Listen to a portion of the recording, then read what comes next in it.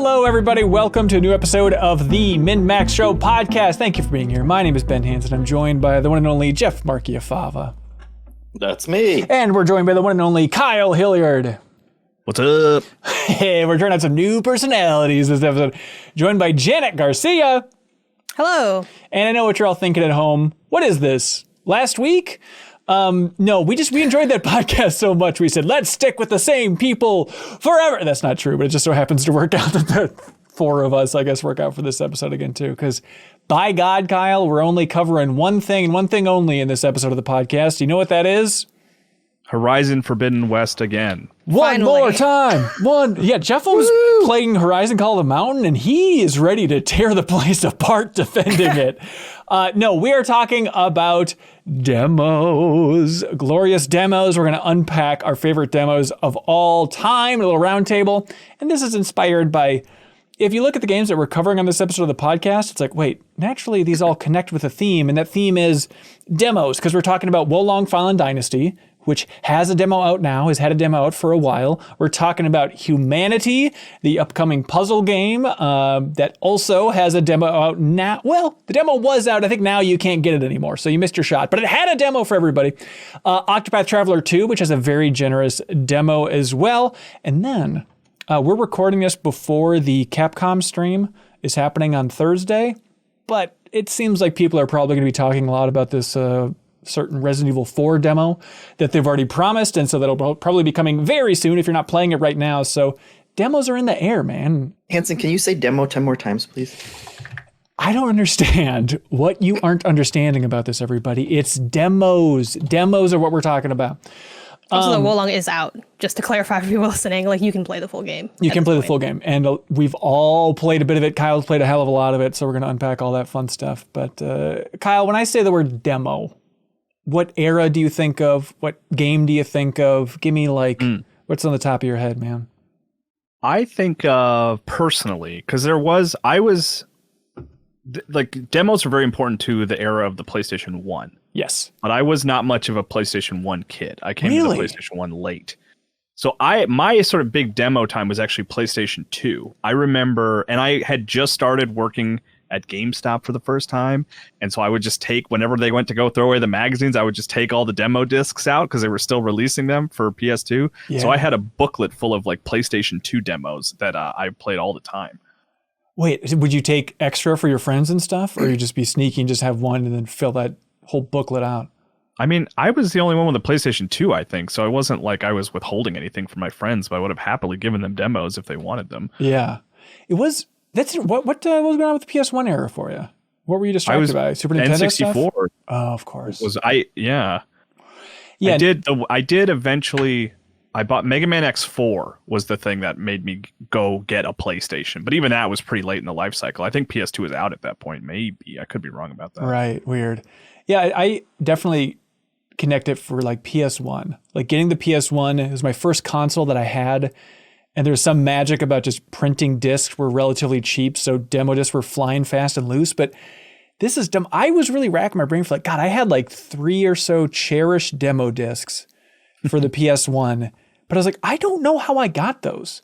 Like, I never subscribed to video game magazines growing up. I don't know what I was doing. Clearly, I would have loved it if it just would have been. Ben Hansen. That's right. I didn't want to support evil giant corporations. So I never did. Pizza Hut, right? Pizza Hut was giving them out, I think. Pizza Hut was definitely a biggie. So it was like, that felt pretty late for me, at least, in the PS1 life cycle that they had the Metal Gear Solid demo. I do remember that. I played that at a friend's house. I do remember that because we were fascinated by the fact that standing on different parts of the level made different sounds. If you walked through the water, it would make a different sound than walking over here, and it would alert the guards in different ways. And we were just like, my God, this is the future. We've arrived.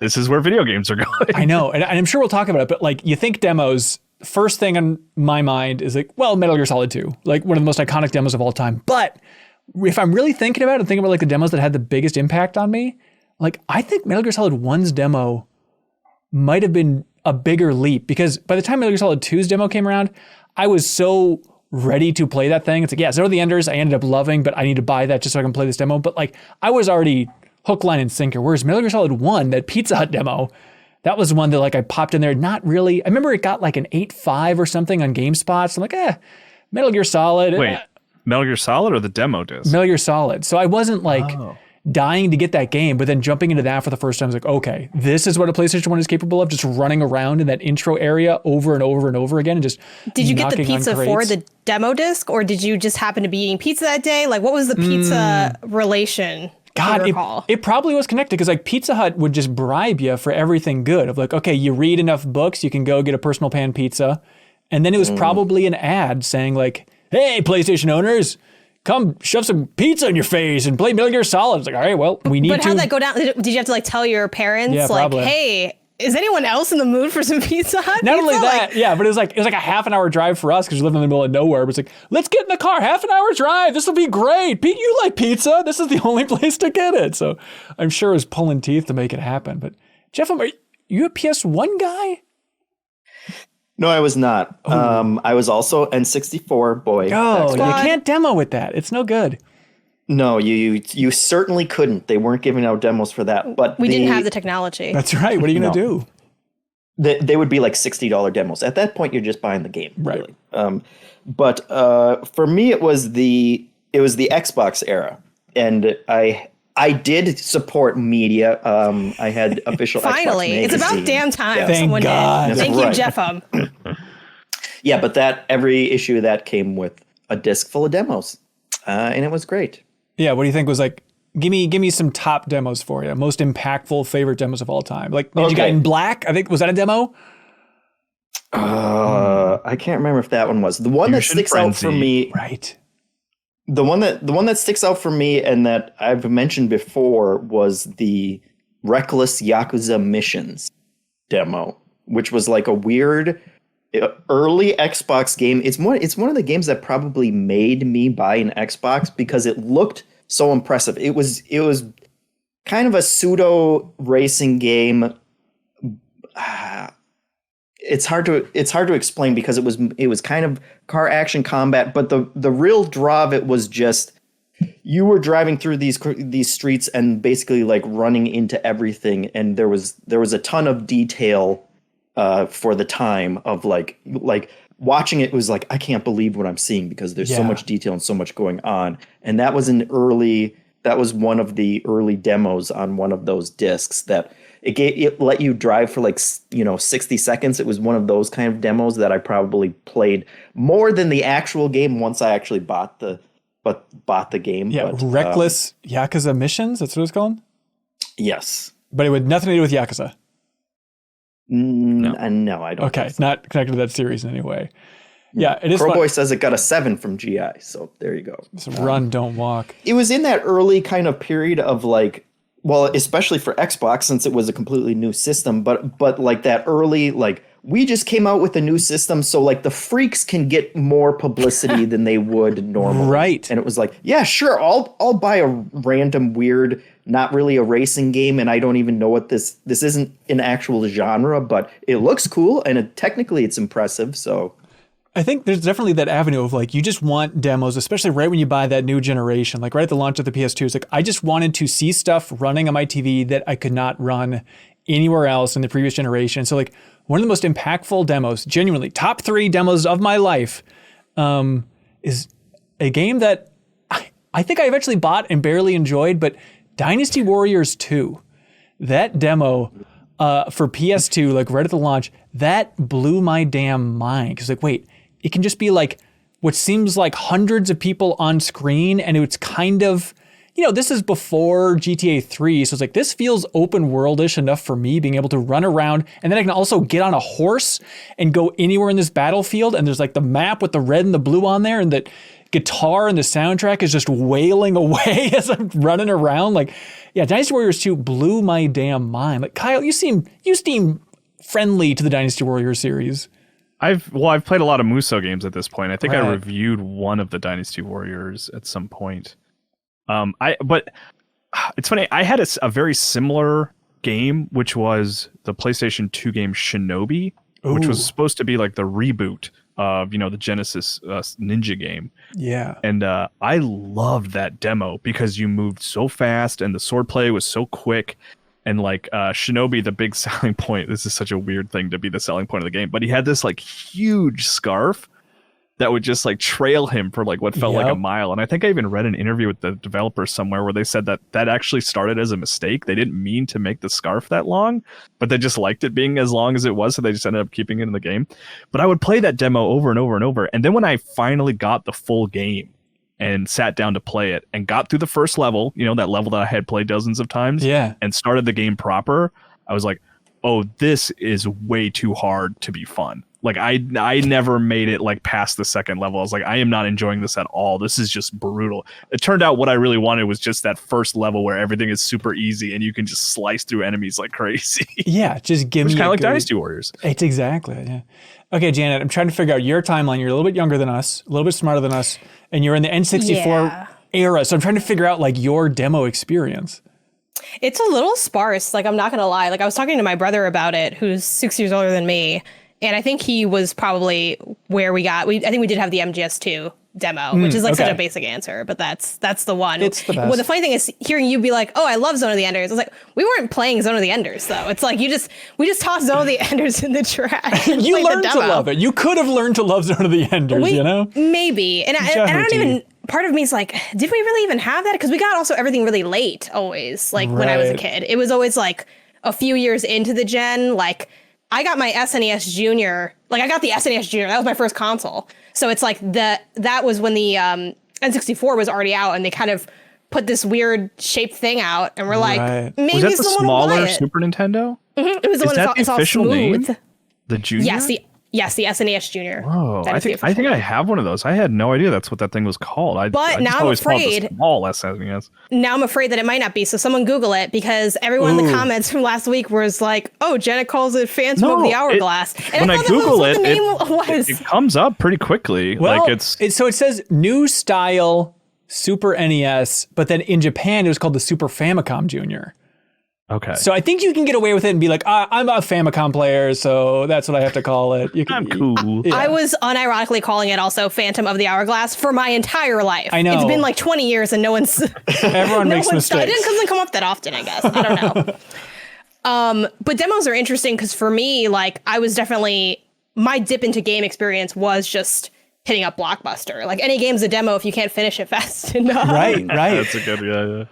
Yeah. And the other thing that I was big on too was just having like, you know, the weird, again, N64 not having demos. Like I still have my original Hot News 64 Insider's Guide to the N64 with hot tips, cool cheats, and sneak peeks. Yes. So I wasn't playing the games. I was like watching this weird I watched those on commercial. Loop. Oh yeah. I mean, that was kind of Nintendo's way to get around to like, okay, we can't manufacture discs this cheap. How do we get these out there? And like, yeah, I remember getting like the making of Donkey Kong Country in the mail. I'm like, I never subscribed to Nintendo Power. I have no idea how this showed up at my house, but it was so mind blowing. Like, what? They just knew. It was like the ring tape. It just showed up and yeah, everyone had to watch it and eat put bananas. it into your VCR. So this is like my original one that my dad just kept for a lot of years, and I'm like, oh, I'll take this back for my shelf. And it still has like the little promotional slip inside that says, get into Kmart on October 13th to purchase Jet Force Gemini. Donkey Kong 64 presale begins on October 31st. And then that was like their big headliners for that. But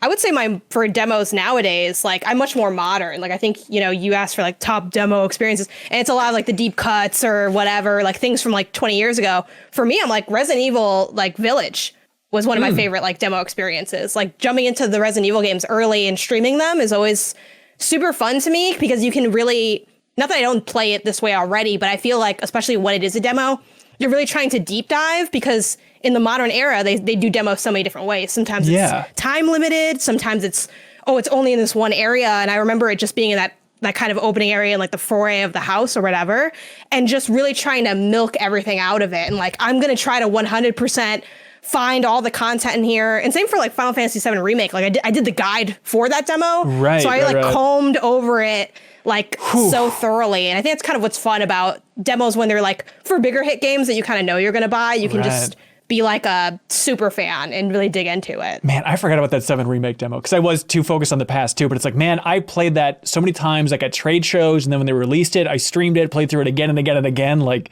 that's really, truly, if I think about like the most impactful demo experiences, that has to be up there. Well, real quick, Janet brought up Village, which made me think of the Resident Evil 7 demo. Yeah. it was called Kitchen, right? Or the Kitchen? Well, that was kind of like a test case. Was that known that it was a Resident Evil thing? When I don't think so. I think it was like a cheeky thing, and it was like Capcom using it to demo stuff because that was VR, right? But there was also one. Wasn't there also like a 7 demo? I'm not sure. Yeah, I guess there might have been. I'm sure. There might have been. I don't fully remember. VR. Yeah. But thinking about like the rise of demos, and I think a couple weeks ago on the podcast we're talking about like why does it feel like specifically I think Japanese publishers and developers seem more open to doing demos and like what turned the tide culturally recently? And it's like it was definitely a while ago, but it's like, is PT now just Hall of Fame demo material and that had such an impact so people are more open to it? I wasn't going to mention PT to see if we got through the entire conversation without mentioning Oh no, of course it comes up. You're playing your own game off to the side. Yeah. Yeah. I don't know. I don't know if it's that or if it's just kind of a more traditional approach, or if the development style is different, that it kind of facilitates making demos more than Western ones, where everything we hear about Western developers is like you have to create a specific slice to get that out, and it's kind of like creating its own smaller game in order to get a demo out and working. And I don't know if, or maybe it's just the genres of games that it just kind of lend itself a little bit more to that than like you can't make an open world RPG demo very easily. Although I will say one of my favorite demos of all time, truly top demo, was GTA 2's demo on PC. Like I was like, wait, I was just obsessed with something different. Oh no, but with that one at least, I was just thinking like, okay, I want to download as many free games as possible for my PC, and the fact that I can play a slice of GTA 2, and so it was like the way I remember it at least is you could go around the entire quote unquote open world. I mean, it's a top down view for GTA 2, but then they would just put like a 5-minute timer on it. But like that was enough. And I just remember going over to a friend's house, like, well, we got to download that GTA 2 demo and just run that again and again and again. I want to find that Banshee, see how far I can get, push the boundaries. So like, yeah, the open world demo is tough. I hear you. And so maybe that is a weird cultural barrier there. See, I thought you were going to say Crackdown. Oh, sure. Was like a fantastic demo because they sped up the progression in like in this weird way where like you could get a fully leveled agent in the Crackdown demo. In the standard game, it would take you hours and hours. So hang on. It's a strange approach, but like that demo was great. I played that over and over. So help me out. So Crackdown had a great demo, and then when you bought Crackdown, you also got the Halo 3 beta, which kind of felt like a demo. So on both ends, Crackdown was just premier demo content. Yeah, I love that original Crackdown. I have a lot of affection for that game. I remember playing the demo and the main game as well. Like, I know the joke is like, oh yeah, you got Crackdown with your Halo 3 beta, but damn it, I got Crackdown and I was happy with it. Hey man, we're happy you got Crackdown. This is another one that I can't believe we haven't mentioned, but the Tony Hawk. Yes. How many times I played that in, Target or Walmart or probably Kmart at that point. Oh. That was a huge selling point, and that must have also been on some kind of Xbox demo disc as well, because I remember playing that more than my parents would have tolerated me standing in a toy store, Toys R Us or whatever. Right. So it would have been Tony Hawk. But I don't know when it would have been. Although, no, that can't be right, because the first Tony Hawk I played was N64. Right, and it was just 1 and 2 on there. So but yeah, I mean, maybe Xbox I did stand in the store for that long. Xbox had that weird Tony Hawk that like combined 1 and 2 into one game. Mm-hmm. Yeah, and maybe you played a demo of 3 or something like that at some point. Yeah, I don't know. I was already on board with Tony Hawk, so maybe I'm just misremembering how much time I played those demos in the store. Well, I mean, Tony Hawk's Pro Skater 1, Hall of Famer demo. Again, it's like I don't remember where it came from, but just playing that warehouse again and again and again, and then just having the one song of Goldfinger Superman, like. I know it's kind of the cliche, jokey song if you're talking about Tony Hawk at this point. It's like, I think a big part of that, and I think they even talk about it in that documentary about the creation of those games, is just having that song in that demo and so many kids playing that demo endlessly. It's like, all right, that just became the default Tony Hawk Pro Skater 1 song is Superman. You can't get away from it. But yeah, absolutely mind-blowing. I think that also felt like just a tech powerhouse on the PS1 playing that warehouse demo. It's so fun to explore. And you look back at it now, it's like, this is the smallest level in the world. But first time I was playing that, it's like, this feels huge. There's so many places I can do tricks. This is awesome. There's a secret part over here. It's just nonsense. I was going to say another super old one, if you can listen to another old man rambling. We don't need to. But all time demos has to be Doom, right? Which like pretty much invented shareware at that point. That was like the way that you could get it. Yeah, help me out. How did this work? Because Doom was never on my radar as a kid. It was early internet days. It might have even been like dial-up BBS days, which was a thing pre-internet era. Can you make the sound? But it was. Yeah, no, I can't make the sound. But yeah, I mean, it was like. It was basically piracy back then, but it was state-sponsored piracy by the developer, because they just put out the first, little campaign that you could just download from various shady download places and play through it. And it's like, man, 90% of my Doom memories were probably that first campaign, because I think everybody played just the shareware version, although obviously millions of people must have gone on to buy it because it became a huge hit. But okay, help me out. Yeah, campaign. That's like the first bunch of levels. I don't know Doom. I don't know from Doom. Yeah. Have you never played Doom? I think I've dabbled a little bit, like original Doom. Have you played that, Janet? Yeah. Really? Wow, you're cool. Yeah. Like it's fun. Everybody has, Hanson. I know. I don't know for sure if I beat it. Fun. Yeah. There's no way. But yeah, it's. What do you mean there's no way? There's no way you beat the original Doom. Life, Janet, we've talked about this another time. If you're not sure if you beat something, there's no way you beat it, especially if it's something as old and jankety as Doom. Well, Doom's not janky. You bite your tongue. Like now you're playing GoldenEye. You're saying Doom's janky? No, that thing runs super well. It is challenging. But yeah, it's also on Switch for like $5, like Best Pass, which I bought it again on Switch too. Like Doom's classic. It's classic fun of you're shooting demons and you're looking for cards. There's nothing not to like, Hanson. There's a reason that like the 28 remake or whatever, it was like, 16. Oh man, this is a new style of first person shooter. And it's like their design for that was go back and do it like the old days and make it, as fast as the old days and that kind of design idea. But yeah, it was like I think the main game was split into like 3 or 4 campaigns. Each one was, 6 or 8 levels or something like that. Right. And Natron B said he got a copy of Wolfenstein 3D on a floppy from a pharmacy. So I'm sure they probably had floppy disk versions back then too. What an era, just tossing around. I love that. Kyle, do you have more that we haven't hit yet? Yeah, Parappa the Rapper. Yep, it's huge. Like a big PlayStation 1 demo for me, just because it was like the fun of that game was so quick and obvious, and it was so strange. Yep. Like that was when I remember like I had a friend who his whole family would play that demo, even though like his parents like didn't play video games at all. But like you can't see that game and it will get your attention. Yeah. It's just like, what is this? We just like onions. Yeah, Kyle, that Parappa song forever ingrained in my head. Like I've been thinking about that a lot of just going through the different demo discs for the PS1. And like Parappa for me was on the demo, and it's called the Interactive CD Sampler Disc Volume 5. But they had all these different volumes going through with all these different ones. But like that one was a magical one because it had Parappa, had Armored Core, Cool Borders 2, Star Wars Masters of Terrakasi. Yeah. Crash Bandicoot 2 was on there. Yes, Intelligent Cube, Jet Moto. Like it had so much good stuff. And then genuinely one of my favorite demos of all time was Tomb Raider 2 was on there, which was absolutely mind-blowing because it's like in that, I don't even remember where it is in the final game, but it was just like the cave where there's a little pool of water and there's a tiger that comes out, and then you kind of kill the tiger, and then you can climb up the rocks to get out of that cave area. And like just that little area, I put more time in that than I did in Breath of the Wild. I swear to God, like that was just my entire being as a kid. It's like this game rules, and it feels like you can explore, even though again, it was like one tiny crack that you shimmy along, and that's the extent of it. But it was so fun to shoot that tiger again and again and again, if you want to be a cruel monster about it, I guess.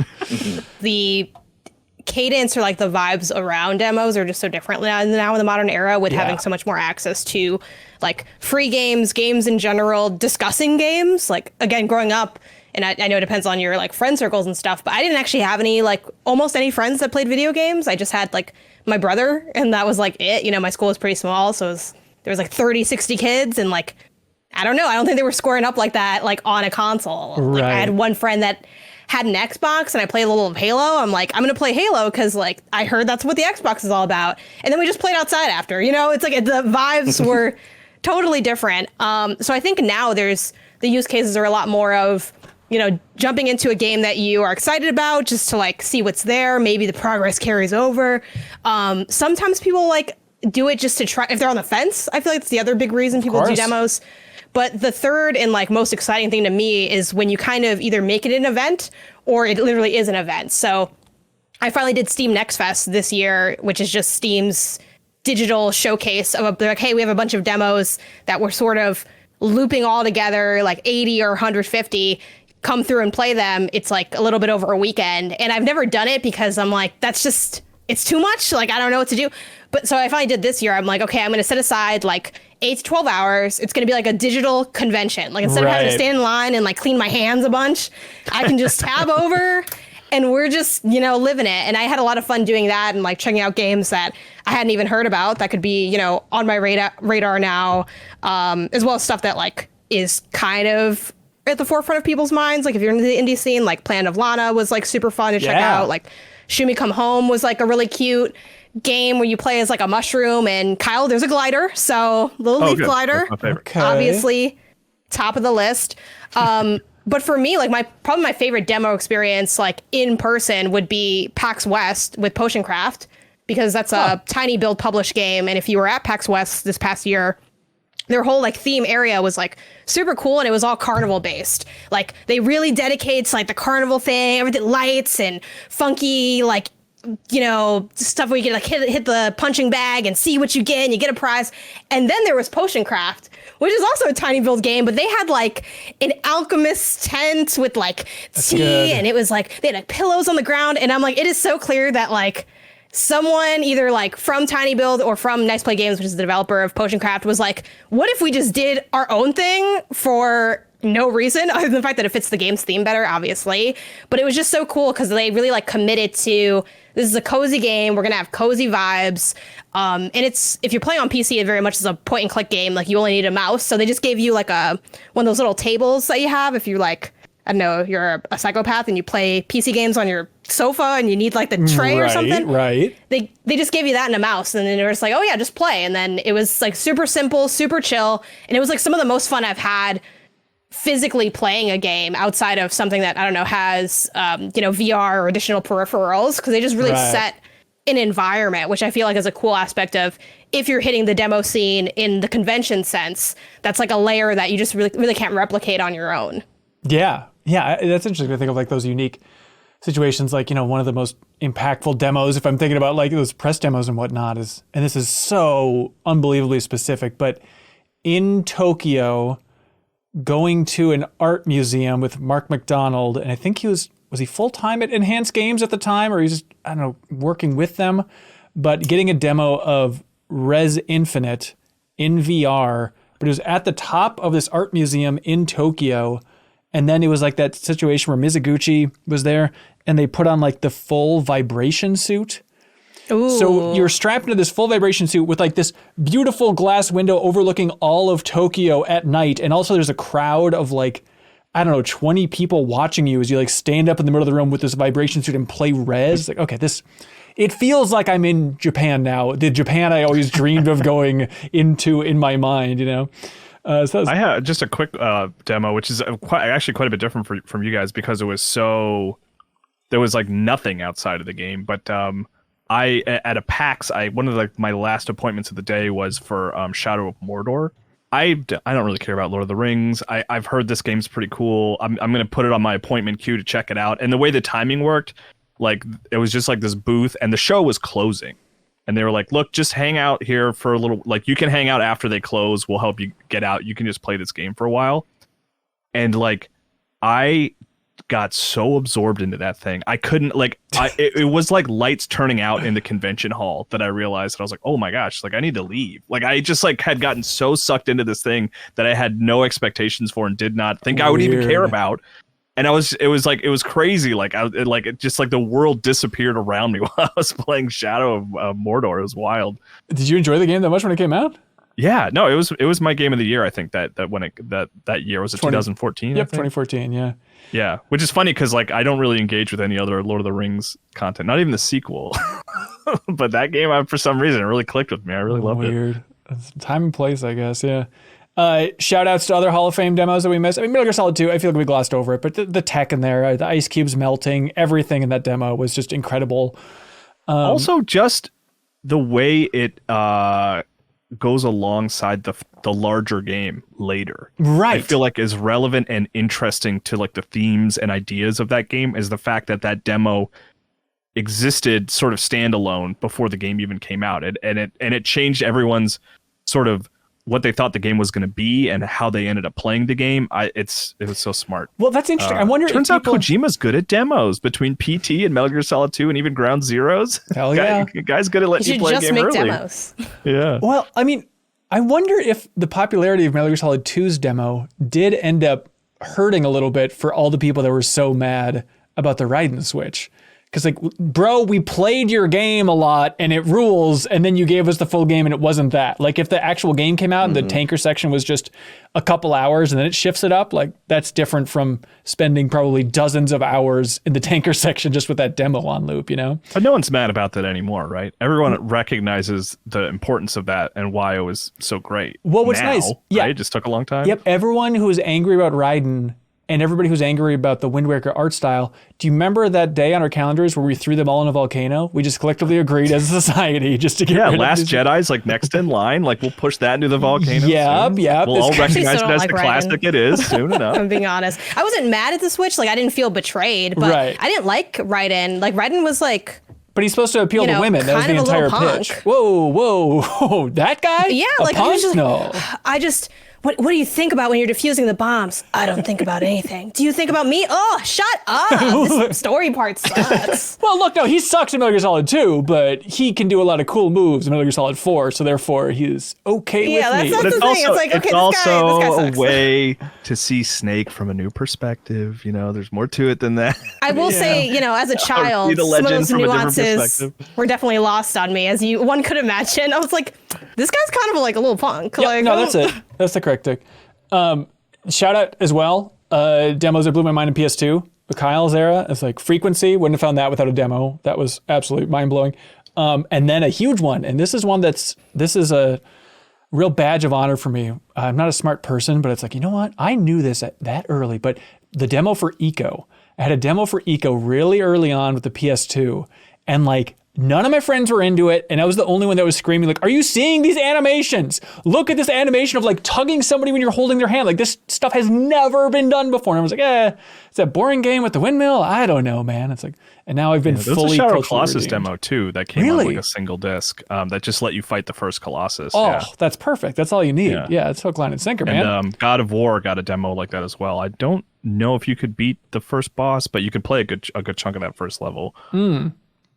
Good stuff. Give us, let us know what demos should have for you in the comments if you're over here on YouTube. Also, I'm curious about demos that are out there now for upcoming games that are kind of under the radar. That's a sweet spot. So let us know in the comments demos that are available now for upcoming games if people just aren't paying attention. Like I asked on Twitter, and I got a lot of good recommendations where it's like, oh, that's right. There's a Sea of Stars demo that's available now on Switch. I haven't checked that out yet, but that's available for everybody. That's that Game Boy Advance, Super Nintendo-ish RPG. Gunbrella, a game that Janet, I know you're really excited about. Oh, yeah, it's real good. Yep, there's a demo available for that. Thirsty Suitors. There's an Gunbrella demo. Yeah. See, this is working. See, there's a Thirsty Suitors demo out there people are excited about. Terra Nil, which I think is kind of that sim game that seemed cool where you're getting rid of civilization. I forget what the hook is. Devolver, right? Also, I that's think like their... so. Everything else is like Boom Boom Pow, Angerfoot, and then they have Terra Nil. Right. But that demo's that's out not shade. there. I love Devolver Digital, but it definitely is... In a nice way, Terra Nil definitely does feel like a deviation from what you tend to associate with the portfolio with in terms of the tone and the vibes. For sure.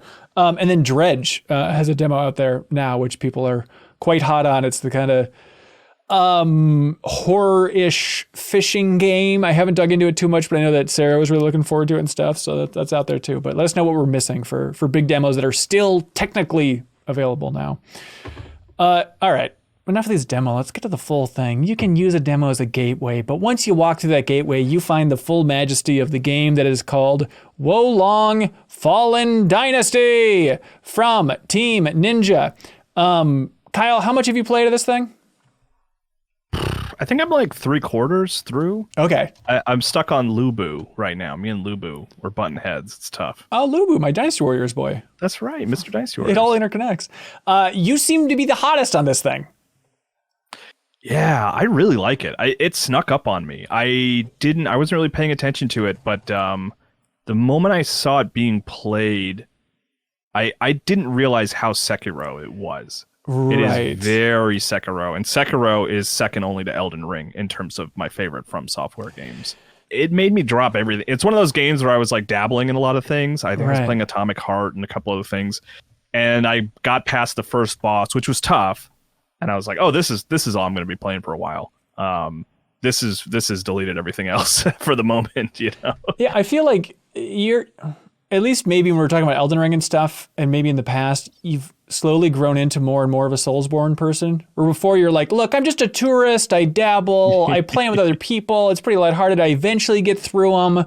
Yeah. And now you're full on to the point of like, okay, Wolong Fallen Dynasty, it kind of has a lot of Soulsborne DNA, and now you're hook, line, and sinker because it just reminds you of a From Software game that you like. I mean, it's not that it's like, oh, I like this because it reminds me of that other game I like. I like it because the counter system is so fun. It's so fun to every enemy can be countered, and it leads to a cool animation, and it's super satisfying to pull off those counters. And it hurts when you don't. Yeah, you might even say that's the most important part of the game, and that you can't play the game if you're not doing those counters. Did you not learn to do the counters correctly, JeffM, or are you just bad at them? No, I didn't understand the importance of it. That first boss fight, which whoever decided to put a second phase on your first boss fight when you've hardly learned any. I'm so tired of that trope. Like it was so. As soon as I got to the first phase, I'm like, don't tell me this is a second phase. Oh yeah. And they're like, oh, it's of course because it's a Souls game. Like why not be different? Like why do all y'all gotta have two phases? It's fine for second half of your game, but you know they're just trying to show that they can do it too. That they got this much flexibility. You know. I don't. No spoilers, but I don't think I've encountered any other boss in the game with a second phase. That's so criminal. And Hansen, I think you hit the nail on the head. And it's my biggest criticism of the game is that idea of like, to me, this is the same problem that I had last week with what was it? I want to say Horizon Forbidden West. Forbidden West, yeah. No, the other game. Scars Above or something? Scars Above, yes. Right. I don't know, Astro Rising. But it's that idea of like, you can take the Souls formula, you can copy the bulk of it, and it's gonna work for a lot of games like that. That it's a very robust kind of system, especially when you copy it 1-to-1 with someone. I'm blown away by just like how much they have taken every single like mechanism and copied them over to the point where like even the way that they symbolize the gestures looks straight out of a Souls game. Like so they copy the main formula, but the problem that I have with other developers doing it is you miss a lot of the other things that From Software is just masters at. Like the level design, the balancing, and the one that sticks out with me with Wolong is it feels like, you know, there's always been the get good attitude around Souls games, but that's always been from the community. And when I play From Software games, it doesn't feel like the developers have that mentality.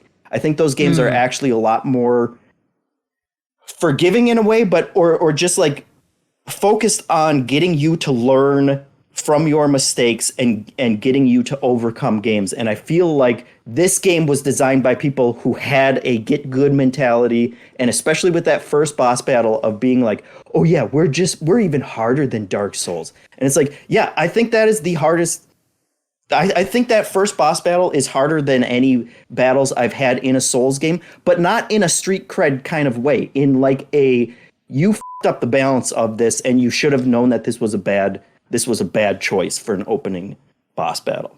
And like since that point, I have learned how to play the game that you really have to play in order to get it.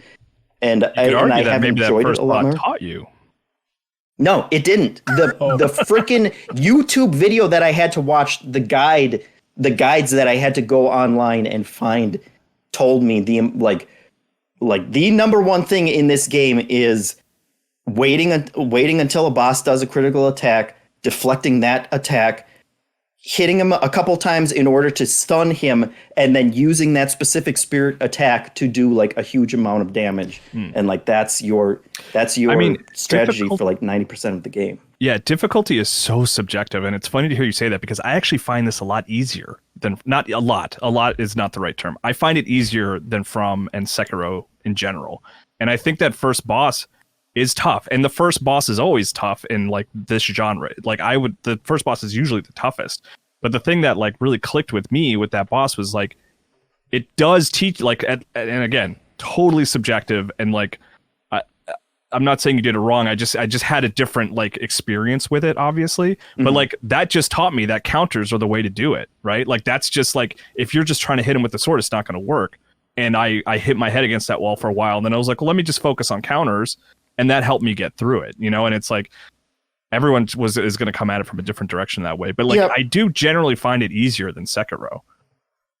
Sekiro is one of the ones that I haven't played as much, and I know the pacing on that one was different from most From games. That's another thing of like this. Most of the Souls games are slower paced in terms of the combat, which I think is a little more forgiving for me. Yeah.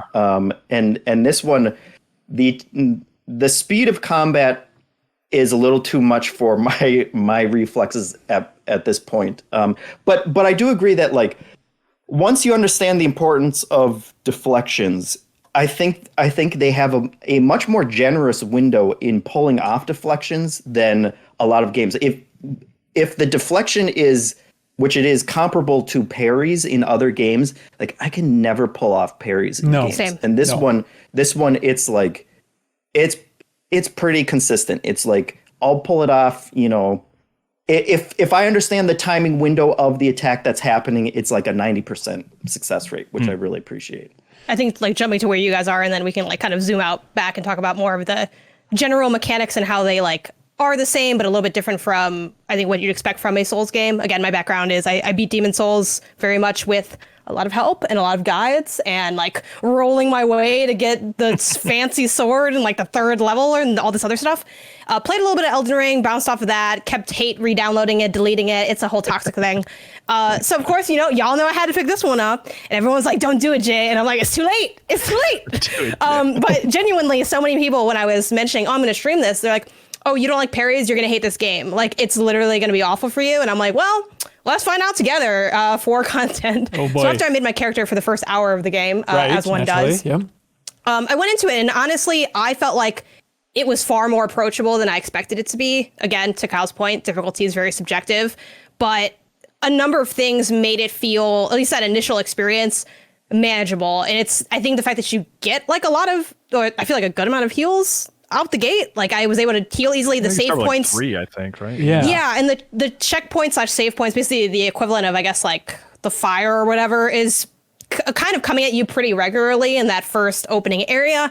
And you start out with a companion who also does attacks. And I heard that like throughout the story, you like lose them and meet different ones. Like, again, I don't know the narrative, so I can't even spoil anything if I wanted to. You pretty much always have someone with you. That's nice. Yeah. Yeah. So I really like that aspect of it. And also because it is a little bit quicker, which again, that's not new to Souls. There's Bloodborne, there's Sekiro, but it makes it like a little bit, I think, more familiar if you're not used to playing Souls games, because most games don't move as slow as like a traditional Souls game would move. So it feels a lot more akin to, okay, if you've gone in a game and you've walked up and killed like NPC enemies, you probably generally know what to do here, even if you're not that good at the nuances of the combat.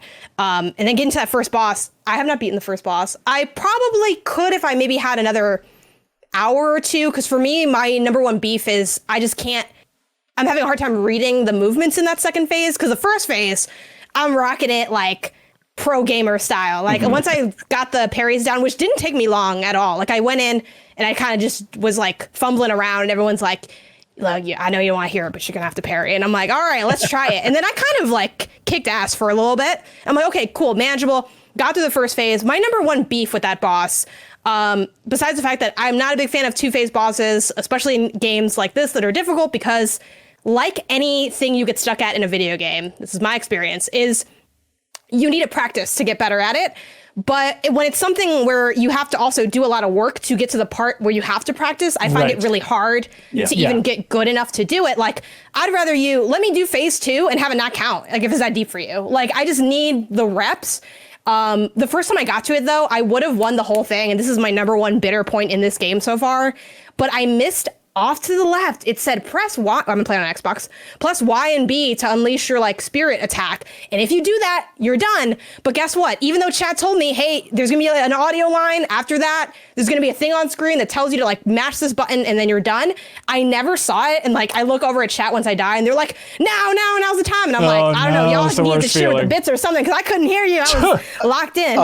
100%. I just think that's silly. Like, that's so silly to have like a boom, you're done, and not like slow down, not like right. It just seems like you gave me a way out, but then you made it like really hard to use the way out, and it just feels like an FU to me personally. Again, taking it personal, but that is what it is. Yeah, my largest gripe with that first boss fight is that the second phase of that is completely different because you're not even trying to beat him at that point. You're just trying to fill up that bar, which they don't really tell you. I mean, there's like a line of dialogue from the NPC that's with you at that point, and it's like, you don't understand the panic mode that I'm in when I got to, Beast Man. All his moves are different. I have no health or whatever, and you're gonna be like, hey, keep on fighting, and I'll give you the power to beat him or whatever. Right.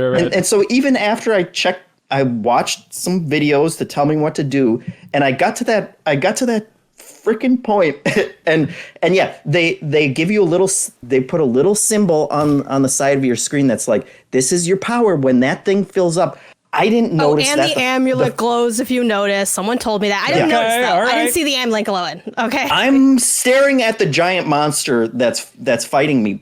And so then I was like, okay, great. Now I understand how it works. The place that they put that goddamn symbol is next to your two martial arts icons, and they form a little triangle. And the thing that tripped me up is the way that they're it's like northwest and east, and it's the east spot. The north spot, to do that one, you hold in the right shoulder button and you press triangle. The left one, you hold in the right button and you press square, just like it's laid out in every single action game. So like when I got to that point, it was like, all right, it's full R1 and circle, baby, and it did nothing. And I don't think I've panicked like that in a game in like the last since I was a kid, because I was like, I'm pressing the circle button. No. I try and pause it. I can see that the monster is still coming at me because you can't pause in a Souls game. No, you can't pause, but you got to double pause, which is a little annoying, and I wish they did a little bit, but I'm glad you can pause. What is a double pause? So I'm on Xbox, so I don't know where it is on PlayStation. Probably same buttons, but y'all can figure it out, right? So on Xbox, you press like the hamburger menu, like the 3 lines, and that brings up the screen, but like stuff's still happening. Then you press like that windowy button on the left, and it does say that on the bottom of like the UI of that screen. But again, that's, you kind of have to like notice that or have someone tell you.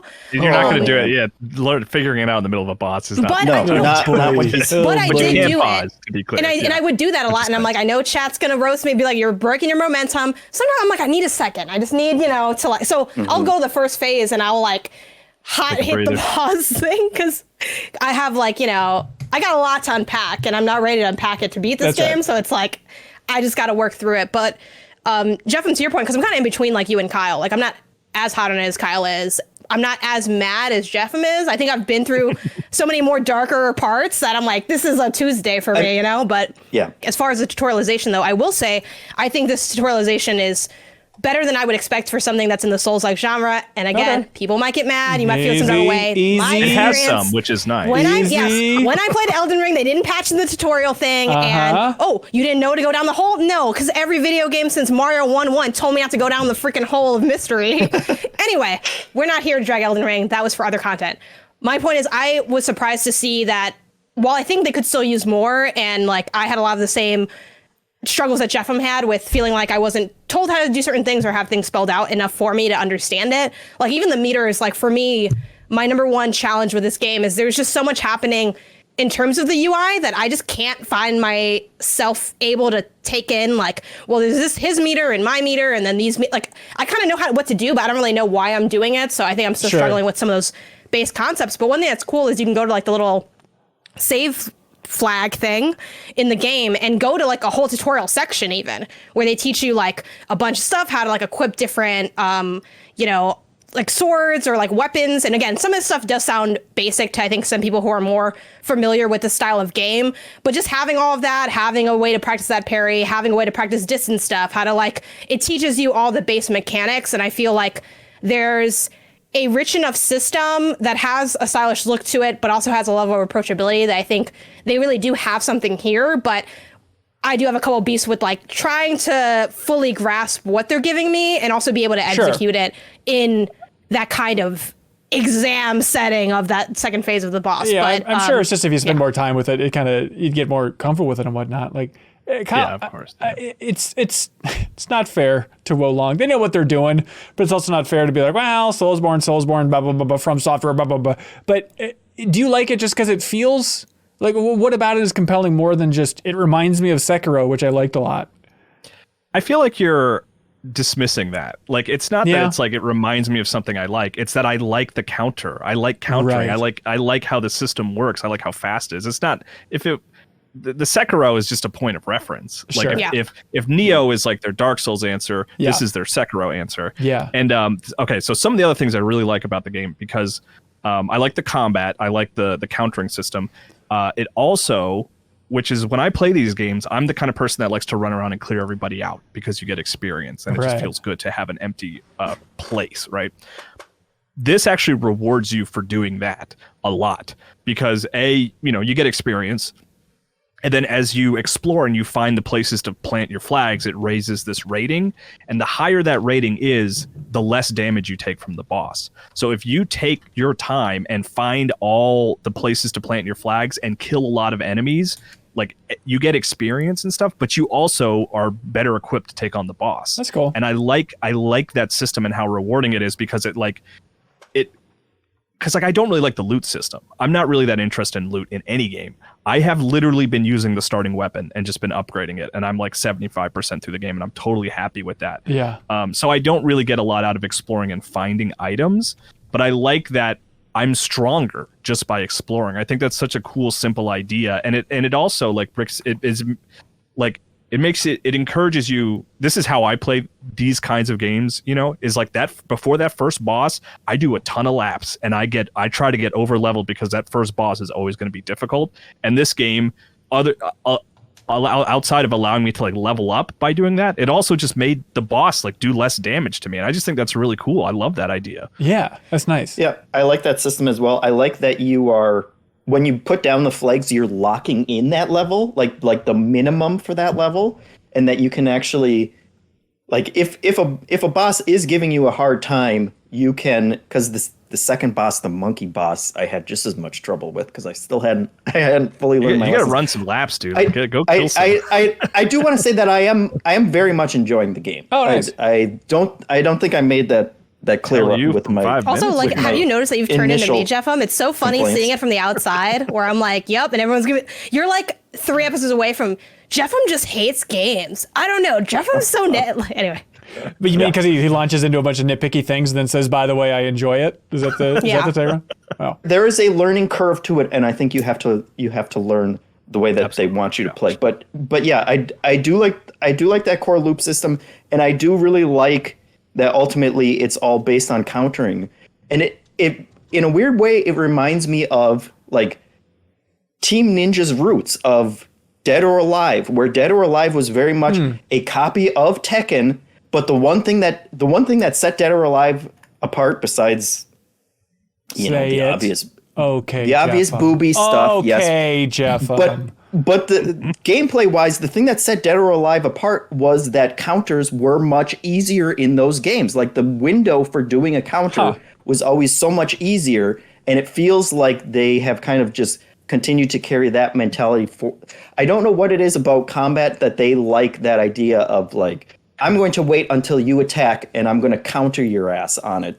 Jeff, you're blowing my mind a little bit because this is insane, maybe other than Smash Brothers, but the only fighting game that I've ever truly gotten into is Dead or Alive 4.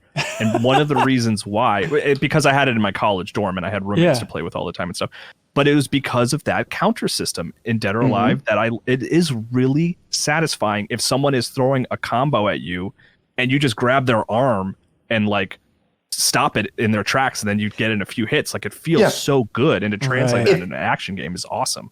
If you can see something coming, the ability to be able to pull off a counter to it, it's like, I know what you're doing and I don't have to, I'm not missing a 3-frame window because I can't hit the buttons fast enough. That is partially why Dark Souls has clicked for me so much more than a lot of games, because they do it by slowing down the combat. So that makes it easier to like dodge attacks as they're incoming. But I do like the deflection system in this. I like a lot of the original systems that they put into it on top of the Dark Souls systems. And the last boss that I fought last night was like the big mutant goat-headed tentacle guy in the forest. I got stuck on that one for a while.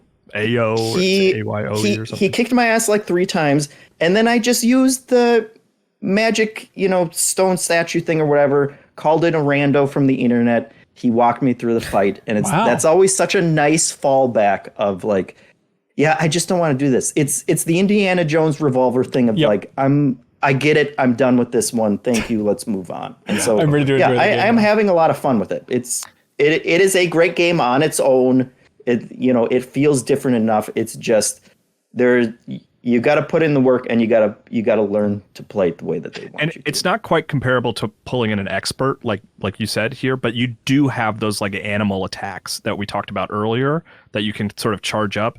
And like to basically have that as like a single use rocket launcher when you finally got the boss down to like 25% is like really great. And the nice thing about that is that it seems to, unless I'm mistaken, but it seems like it builds in between deaths as well. Like there have been times, unless I'm completely insane, where I have continued going back into the same boss fight without it being fill, and then at some point it has filled up within a span that's shorter than I would expect. So I think what it is you're doing attacks on the boss, and that is filling the meter, and then it retains between. In some of those fights, I have not been doing a lot of attacks. Okay. But I might be wrong about that. But there are ways that they have kind of built in some more forgiving mechanisms. It's just that core idea I did not understand. And also when I was deflecting the boss early on, I was like, okay, I've deflected you. Now I'm just going to go in with a flurry of attacks because you're just kind of sitting there. And it's like, no, you got to do the backstab attack from Dark Souls games, like the one that does a ton of damage. The big old lunge thing. And I was ignoring that in my earlier playthroughs. That happens. Wolong Fallen Dynasty, everybody. Kyle, you're locked in. You're good to go. You're finishing this sucker. I think so. Yeah. Unless I hit like a wall, but I've invested time at this point. Like I want to see it to the end. I really like it a lot. I think like it is definitely like a surprise early, like, oh, this is one of my favorites. Like there's a good chance this shows up on my top 10 at the end of the year. I thought you were going to say it's number 1 at the end of the year. Well, I'm not ready to commit to that yet. Okay. All right. The way you're talking about it felt like a lot. I'm sure it will beat Breath of the Wild 2 for you. I would have to imagine. So when you go to like level up and everything, you have your chi, which is basically souls that you use to level up. You have 4 virtues or 5 virtues that you can level up, and you have a level, but you also have like the morale level, and then one of those can go down as you die or something. Like, can one of you clarify that aspect? Because I know you talked about it a little bit with, it sort of locks you into this level when you plant the flag, but just because I had a little bit of confusion on that, and I feel like it just speaks to the core kind of flow of the game in terms of grinding and progression. So morale is the one that fluctuates. Okay. Your level won't be affected ever, like the level of your character, but morale will rise and fall depending on how well you're doing in the level. So what I'm talking about is like when you run around and find all the places to plant your flags and kill lots of enemies, you're raising the morale level, which makes you take less damage against the boss. And everything kind of affects it. Like if you're just killing enemies, your morale is going to go up. If enemies are hitting you a lot, it's going to go down. The goal is to just kind of keep it up high, and planting flags will lock it into position so it doesn't drop any lower than it already has. Funky. You got it, Janet? You ready to beat this thing now? Probably not. It's just still not my type of game, so I don't know if I want to do it. But I will say it was way more approachable than I expected. So if you're on the fence, like, I found it fairly manageable, especially without someone just literally walking. Like when I played Demon's Souls, someone literally had to say like, okay, and then you turn this corner and then you do this and then do this 12 more times. And then there's something made of goo. And it was a whole thing. Like, I feel like you can really pick this up and just play it with the information you're given and do pretty well in it. Also, I like the verticality of you can stab people from the top, and that's super cool. And the animations are beautiful in this game, even though the graphics are fine. Yeah. I guess we did mention that, at least for me, I feel like the levels are much easier than the bosses at the end of the levels. Like I don't die a ton during actual levels. It's almost always at the bosses. And there is always a flag like almost immediately at the right before a boss too. Yeah, right on. But yeah, it's out everywhere except for Switch, but it's on Game Pass, important to note. And then apparently also important to note, seems like the PC version is a horrific monstrosity based on Steam reviews. Everybody is letting themselves on fire. Has there ever been a game that's like the PC version is better? Yeah, I mean, it happens, buddy. It happens. It's not well optimized, is basically what maybe that'll change in the future, but that's basically what everyone says. Also, apparently, if you're feeling like spend $70 or however much this costs, the PS5 version apparently has better load times. I will say Series X, I mean, there's some load, but I don't think it's let me buy it instead of just playing on Game Pass elements of load times, in my opinion, but just something to keep in mind if you want to pick a platform. It is a game that has like a long early load, and then every load after that is quick. It's pretty good, yeah. And it's a weird thing too where they're also working on, so this game's set in China. And then if you remember this weird story where Team Ninja is also making Rise of the Ronin, which is a PS5 exclusive. So that's the one set in Japan. That also seems Soulsborne-y as well. So it seems like Ghost, I would say. Oh, really? Yeah. Oh, interesting. Ghost like just tonally and just like the angle of everything. Like I mean, maybe it will be Soulsy when it comes out, but I feel like the comparisons I heard on the PlayStation side was, this is Ghost. Ghost of Tsushima. Weird stuff. But yeah, curious to hear everybody's thoughts on Wolong Fallen Dynasty. There's a demo out, by the way, for Wolong if you want to play it that way. There's also, there was this demo out for this other game called Humanity.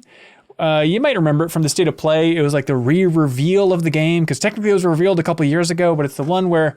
Really? Yeah. Where was that at? Was it also PlayStation? Years ago? I think it was also a PlayStation thing. It's confusing because even on PlayStation's YouTube channel, they call it the reveal trailer for Humanity, where it's like, well, no, you showed it before, and it was just a cryptic, weird, confusing thing.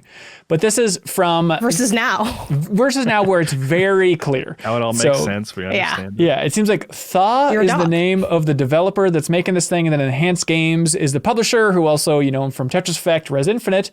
You know them from the vibrating bodysuit demo. Yeah, that's right. But this thing, it looks a little bit like Intelligent Cube. Everyone was screaming at me on the last podcast, or the podcast where I talked about it, because I was trying to explain the genre, and everyone's like, it's Lemmings. Just say Lemmings. Like, okay, Lemmings is the shorthand. Or like, but it doesn't help if you don't know what Lemmings is. Like, I've never played Lemmings, and people just keep shouting it's Lemmings at me, and it doesn't mean anything. Can you tell me what Lemmings is? Yeah, people or things march along a line, and then you're like directing the route to try to get them to a final location, but there's going to be lots Pikmin? of...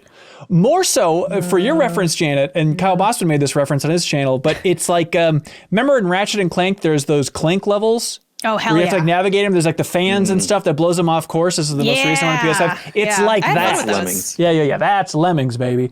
So it's called Humanity. When life gives you lemmings, you know? That's right.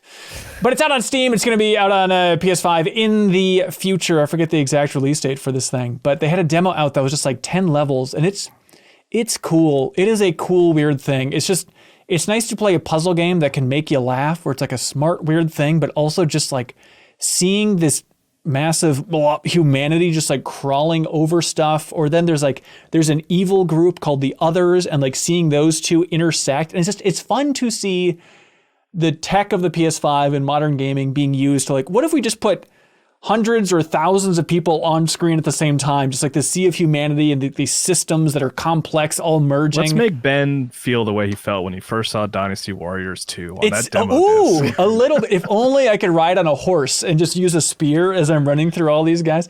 But yeah, the diabolical part to get attention, I think is very smart, is you play as little Shiba Inu. That's like the cursor. So you're like a little dog running around guiding people, which is like they know what they're doing. They know how to make the internet happy, I think. Like, what if instead of just a person, you just run around as a cute dog and you're barking as you're mapping out the different places where you want them to go, and then there's jump pads and all stuff to complicate it. But it has, dare I say it, flavors of a favorite of mine of like Baba Is You, you know, where it's just like, okay, this is getting diabolically complex. Even just the demo, which was jumping between like 10 levels throughout the full experience, but it's just some real weird mind-bending stuff and just constant flips and twists and new systems.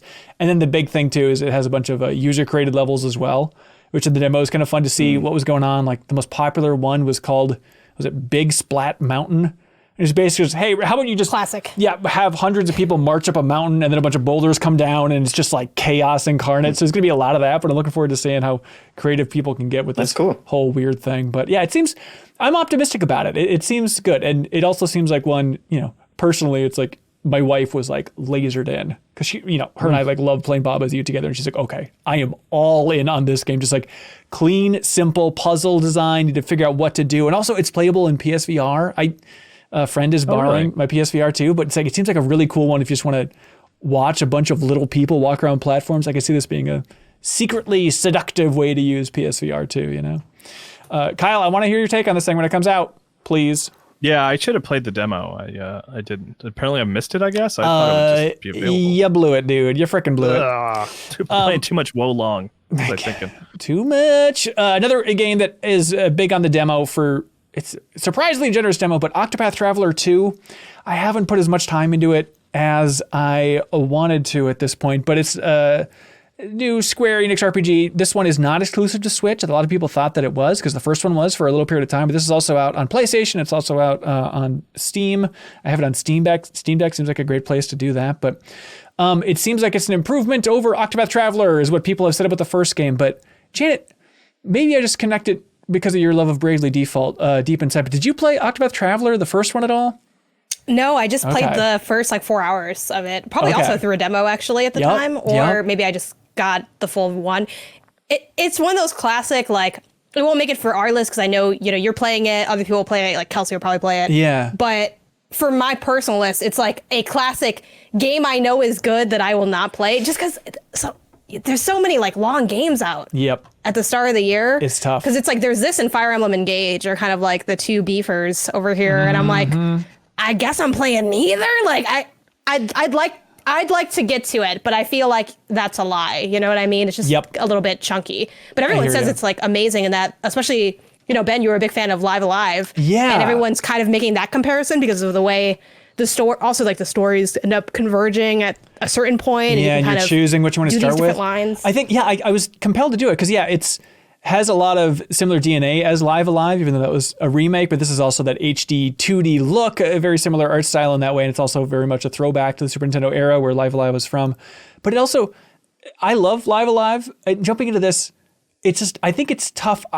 It's tough to get a clear on-ramp when you can choose between 8 different stories to start out. You know, like I like my RPGs just being a kid waking up in bed and then your mom kicks you out of the house and you go on an adventure, you know, like having some build, but instead just jumping in, it's like, okay, here's a warrior, here's the thief. Like those are the 2 stories that have started. It's just kind of like, oh, okay, you're kind of just thrown headlong into this lore, and it's not grabbing me yet, but I hear everybody loves it, so I'm really curious. Like you're saying, like as a solution to that, like they tell you 1 to play, and then after you beat that, you get the other 7. Maybe, but that kind of removes some of the fun. So it's like it's that trade-off if you want the freedom. But I think I want everything's very self-serious, and that's not what I like in my RPGs as well. Based on the 2 that I played so far, so I'm rooting for the game. I want to see more of it. But it's like, if they're launching it on new platforms as well, I think they should have probably chosen a different name. Like Octopath Traveler 2, I think people are probably intimidated, even though it's a completely fresh entry point. It has some connections, I guess, to the last game, but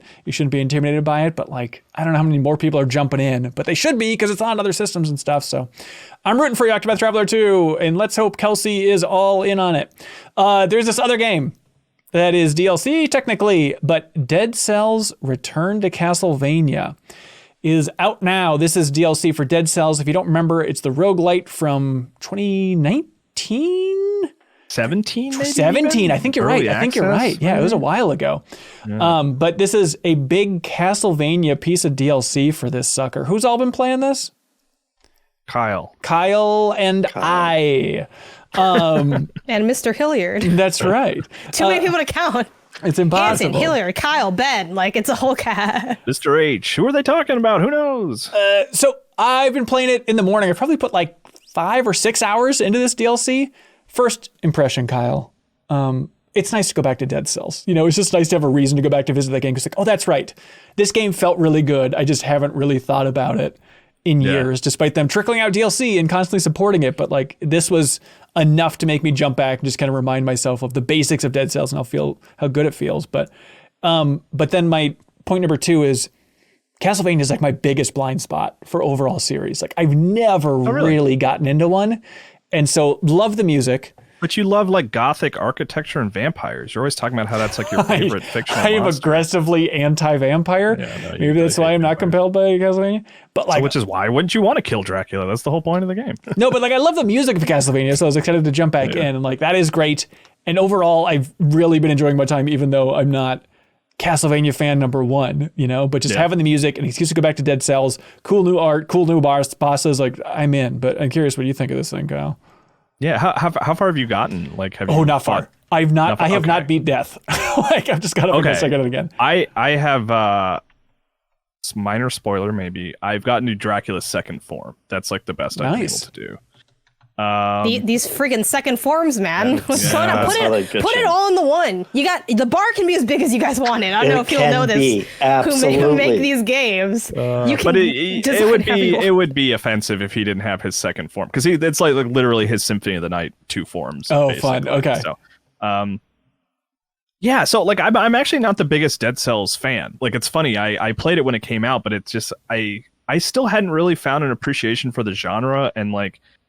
The nice thing about this is this has, you know, other than in the intervening years, I have found a couple roguelikes that I enjoy and now have a better understanding of the structure.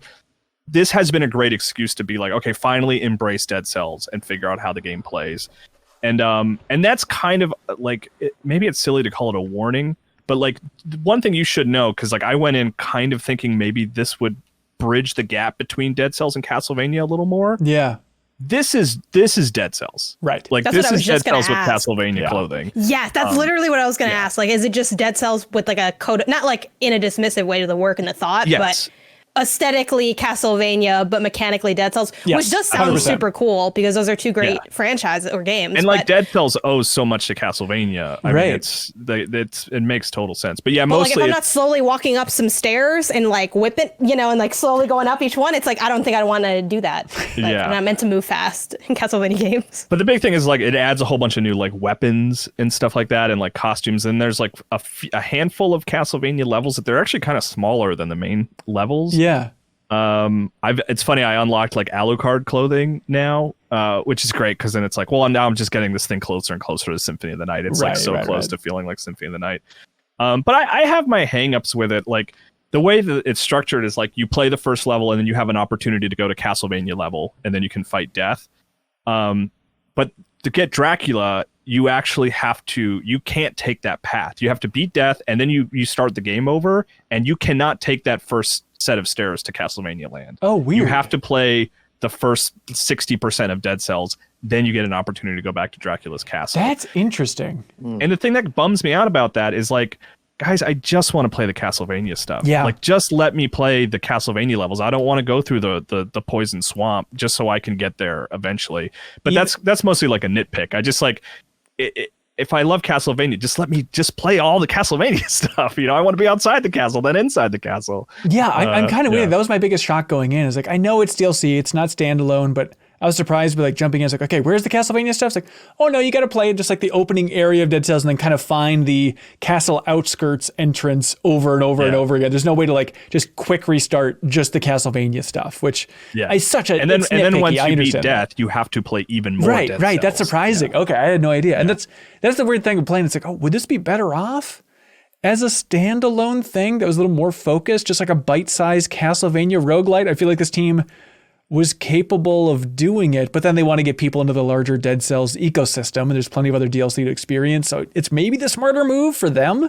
Yeah, I mean, and it's kind of worked on me, because it has now finally made me go in on Dead Cells and like enjoy it for the first time truly. Like in the past, it was like, I recognize why this is cool, but I just don't like the structure. Right. And now I'm happy to put up with the structure, basically. Hey, okay. But it does, man. It makes me pine for just a more traditional Castlevania experience with these visuals and this sort of like really tight platforming and sword action of like, give me a big castle to explore with these visuals with like RPG progression. But overall, like, it's if you like Castlevania and if you like Dead Cells, like if you're in either of those groups, like this is a great expansion and this is cool Castlevania stuff. If you like Castlevania, it fits really well. Yeah, for sure. Escapist had an interview with the development team talking about the history and how this thing came to be, and it's always just my favorite like weird loose answer of the origins for this thing, where they said, they were talking to Konami about publishing the game, publishing Dead Cells over in Japan and whatnot, and then they floated the idea of like, hey, could we like include like a little Easter egg of Castlevania or maybe like a costume? And Konami's like, yeah, sure, absolutely, whatever. And then they're like, okay. And then they went back and like, could we do like a huge blowout piece of DLC that's all Castlevania themed? They're like, yeah, sure.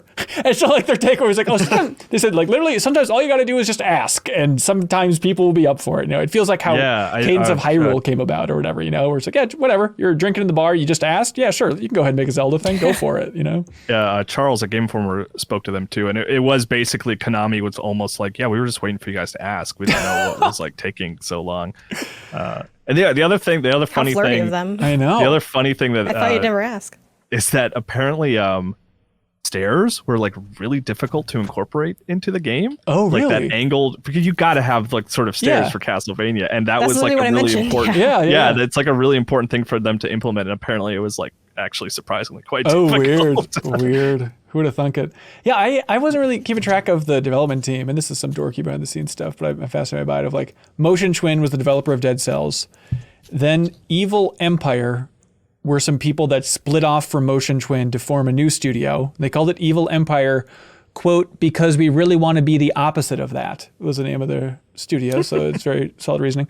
But so they formed that new studio, and then that new spin-off studio is now working on the DLC for Dead Cells. So I love that idea of just like, all right, we're going to go out and do our own thing, but we know that game pretty well, so let's just go ahead and keep working on that game that we're working on before. But we'll put a bunch of Castlevania stuff in there. Yeah, Have you gotten Death's Scythe as a weapon? No. Have you seen that? No. That weapon is insane, because like it's this huge like circular combo, and as you kill enemies, like you collect their souls, and their souls go out and kill other enemies for you. So you have just this like insane chaos of like a death scythe spinning around, and like the sort of spirits of enemies going out and killing other enemies. Like that's the kind of stuff that's the Castlevania editions that are just like really exciting and cool. Right.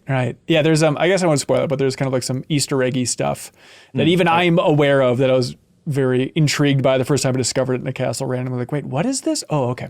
Oh, this is just a joke that you put here for Castlevania fans. I see. All right, that's Return to Castlevania, that DLC.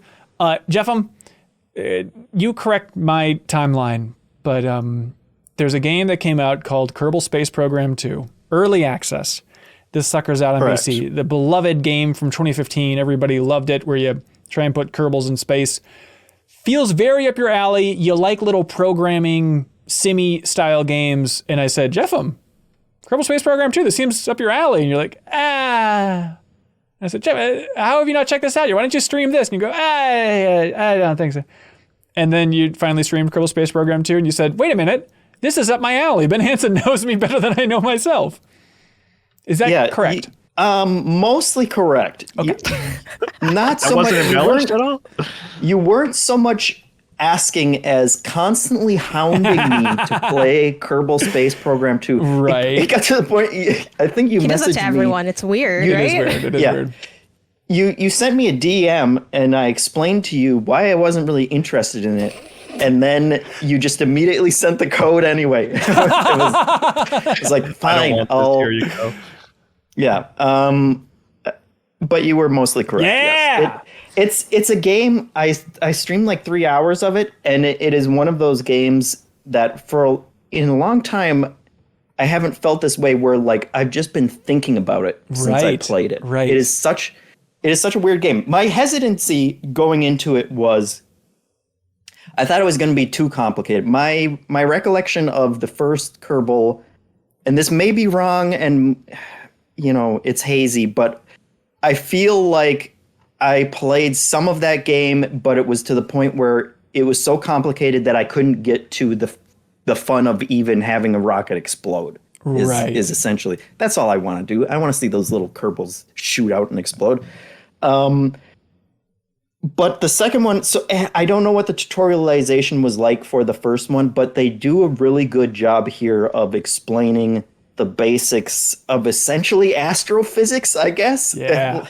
I don't know enough about astrophysics to even know if I should be calling it astrophysics, but it seems legit in terms of how much they're teaching you about launching a rocket into space and orbiting planets and everything else and plotting out all your course. Like I learned a surprising amount in those 3 hours, and it feels like it's legit knowledge of this must be how they do it. This must be like, and I think what the real magic of the game, I think, is they have figured out the right balance of taking something complicated and making it easy enough but not too simple, and also within that framework automating enough stuff but still giving you things to do manually in order to make it fun and still engaging. Right. So you build your rocket however you want. It kind of has a checklist of figuring out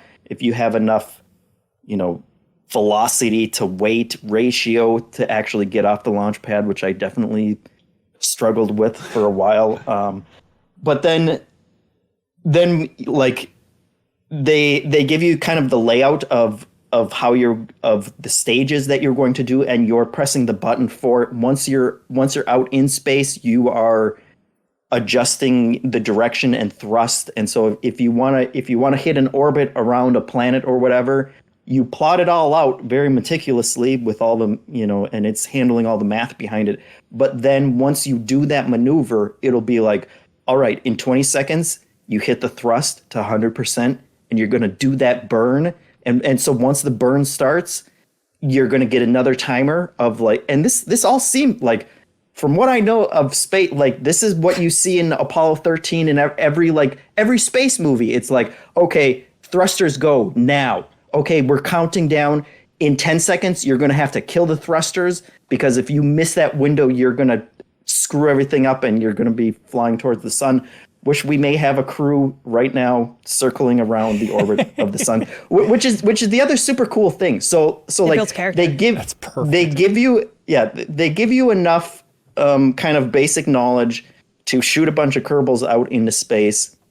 And then if you're like me, they will run out of fuel and you will realize you've made a terrible mistake and you're not getting them back. But the interesting thing about it is you run these simulations, and you can still jump right back into like the rocket building and whatnot. Yeah. But the simulation's still going out there. So we have this crew of 5 Kerbals. They've been dubbed the Doomed Kerbal 5. They have been orbiting around the sun for like 5 years now. But the interesting thing about it is that eventually, once you understand the underlying kind of systems, you can send out another expedition to go rescue those guys. And it's such a weird, like, emergent narrative goal that has really like kind of dug into my brain. And it's like, I want to send out another crew and get those guys back. I think I can do it. I think I understand the math of it at this point. And it's such an interesting, weird game. You were absolutely right. It is really up my alley. They explain things in those early tutorials that I never I never understood and I never thought. And there's a point during the tutorials where like, once you're in orbit and you want to leave, you want to get out of the orbit of an Earth, you may think that the way that you would do that is you point away from the planet and you go. And I was watching that thinking, yeah, absolutely. That is what I would think that you would do. Right. And it's not. And then they explain all the math. It's like, no, actually you want to keep going in the path of the orbit, but you want to go faster. And Slingshot that will make it. Yeah, essentially like if you go faster and you want to do it at the apoapsis, which is like the largest, like the furthest away from the orbiting body that you're You don't orbiting need to that you explain get. that. We all know what that term means. If you do it then you will get further away on the opposite side of the planet. And so there's like all this weird physics. You can tell someone who like was into astrophysics as they were studying for their NASA tests or whatever, probably thought like this would make a really interesting video game if you can kind of boil it down.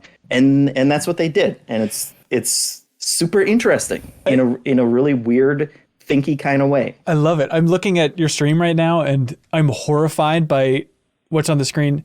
Janet, if you were terrified by the Wo Long UI, this is something else.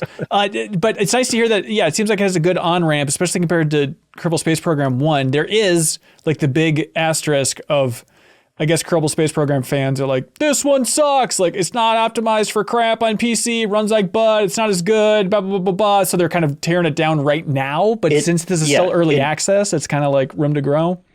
It does run like a Kerbal butt at this point. Okay. We were streaming at 720 because my computer could not handle anything else, and my video got not the actual gameplay, but like my camera video got choppy. So maybe it's okay running for some people. Like I could probably run it at a higher level, but not stream at the same time. Sure. And also anytime that I would do anything in the game where like you could tell there was a physics crunch, like my camera would start to get choppy again. So yeah, God. They have some optimization to do. But look, it's just like NASA. You go to space with the program that you got, and then you figure out how to duct tape things together and get your crew back. That's right. So I'm excited for you to keep going with this thing and for them to keep updating this thing. But please check in. And are you going to keep streaming it, you think? Yeah, I want to do another stream. I think this Thursday. We'll try and get the doomed Kerbal 5 back. All right, please do. It's bad branding that's what they got called, but we're going to save them. We're going to bring them home. I believe in you. Hey, Kyle, do you know how this whole thing operates? Shooting Kerbals into space? Shooting Kerbals into space, which can be done at patreon.com/MinnMax with 2 N's. Find the tier that's right for you. Help support independent games media. We've been on a hot one recently, releasing a ton of content on our YouTube channel and stuff that's just available in the bonus podcast feed. So please check that out and help support it if you enjoy it. And shout out to some of our biggest supporters. You know them, you love them. That's right, everybody. HelloFresh is back again. They want everybody to know about HelloFresh. And, you might be asking, if you're a moron, what is HelloFresh? And to that, I would say, with HelloFresh, you get farm fresh, pre-portioned ingredients and seasonal recipes delivered right to your doorstep. Skip trips to the grocery store and count on HelloFresh to make home cooking easy, fun, and affordable. And that is why HelloFresh is America's #1 meal kit. Genuinely, every time I open that secret website that I go to find out who's supporting us today in a big way on the podcast, and I see it's HelloFresh, a wave of relief goes over my heart because they're like, God, I love HelloFresh. I think they're cool. I like their products. Every time I have HelloFresh ingredients in the fridge, I feel better. I feel healthier. I feel like dinner's going to be a breeze tonight. It'll be fun to cook. It's a piece of cake. Kyle, when was the last time you used HelloFresh? Oh, it's been a little while for me, but I've used it before, and it's always great, man. It's good. There might have been a little sarcasm there in Kyle's voice. No, you're putting that on me. Okay, good. Thank you, because I genuinely think HelloFresh is awesome. They want everybody to know that March is National Nutrition Month, and HelloFresh makes it easy to choose delicious, dietitian-approved meals. Simply look for the Dietitian Win tag on their menu choices for meals under 700 calories and with 1/3 less sodium. And with the cost of groceries going up and up, now's the perfect time to get started with HelloFresh. HelloFresh is cheaper than grocery shopping and 25% less expensive than takeout. So you can go to HelloFresh.com/MinnMax60, the number 60, and use the code MinnMax60. There's 2 N's and then the number 60 for 60% off plus free shipping. Again, go to HelloFresh.com/MinnMax60. Use code MinnMax60 for 60% off. 60% off plus free shipping. You can find out that promo code. It's also in the description of this podcast, no matter how you find it. And remember, HelloFresh is America's #1 meal kit.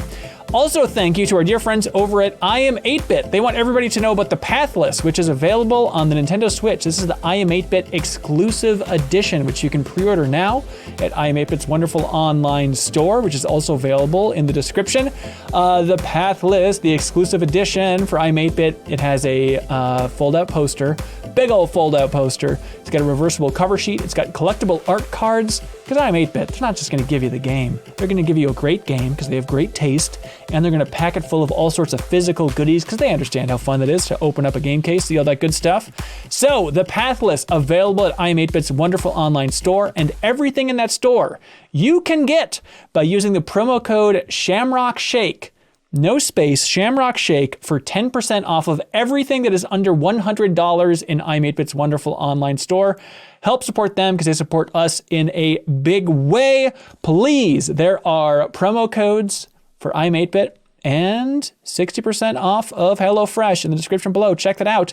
And help support I Am 8-Bit because they support the MinnMax community a big way by shipping out a prize each and every week. This week, out of the kindness of their damn hearts, they're shipping out the Cuphead vinyl soundtrack, something that went for a boatload of money when we were auctioned off during Extra Life, but they're just shipping it out to a Patreon supporter, whoever submitted the best question over on Patreon. If you want to be in the running each and every week, you can support MinnMax on Patreon. We'd appreciate it. And you can have your questions read on the air. Anything that makes the show better.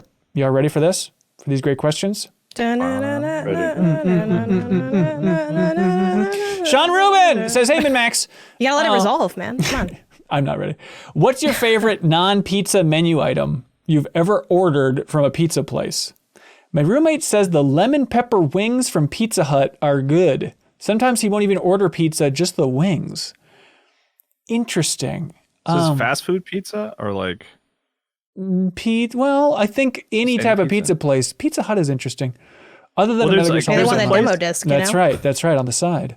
There's a place in Charleston, South Carolina. I don't even know if it's still there, called Annihilation. And that's not real. They had like it was crazy. They had like the best salad I've ever had in my life. It was like such a weird thing. It's just because they use their really high quality like mozzarella cheese in the salad. Yeah, it was so good. So I would go there just for salads sometimes, like a maniac. That does sound like a maniac's move. I mean, I like wings. I like wings a lot. Pizza place wings, I don't know if I've ever been blown away by them. Like, I'd rather go to a wing specific place.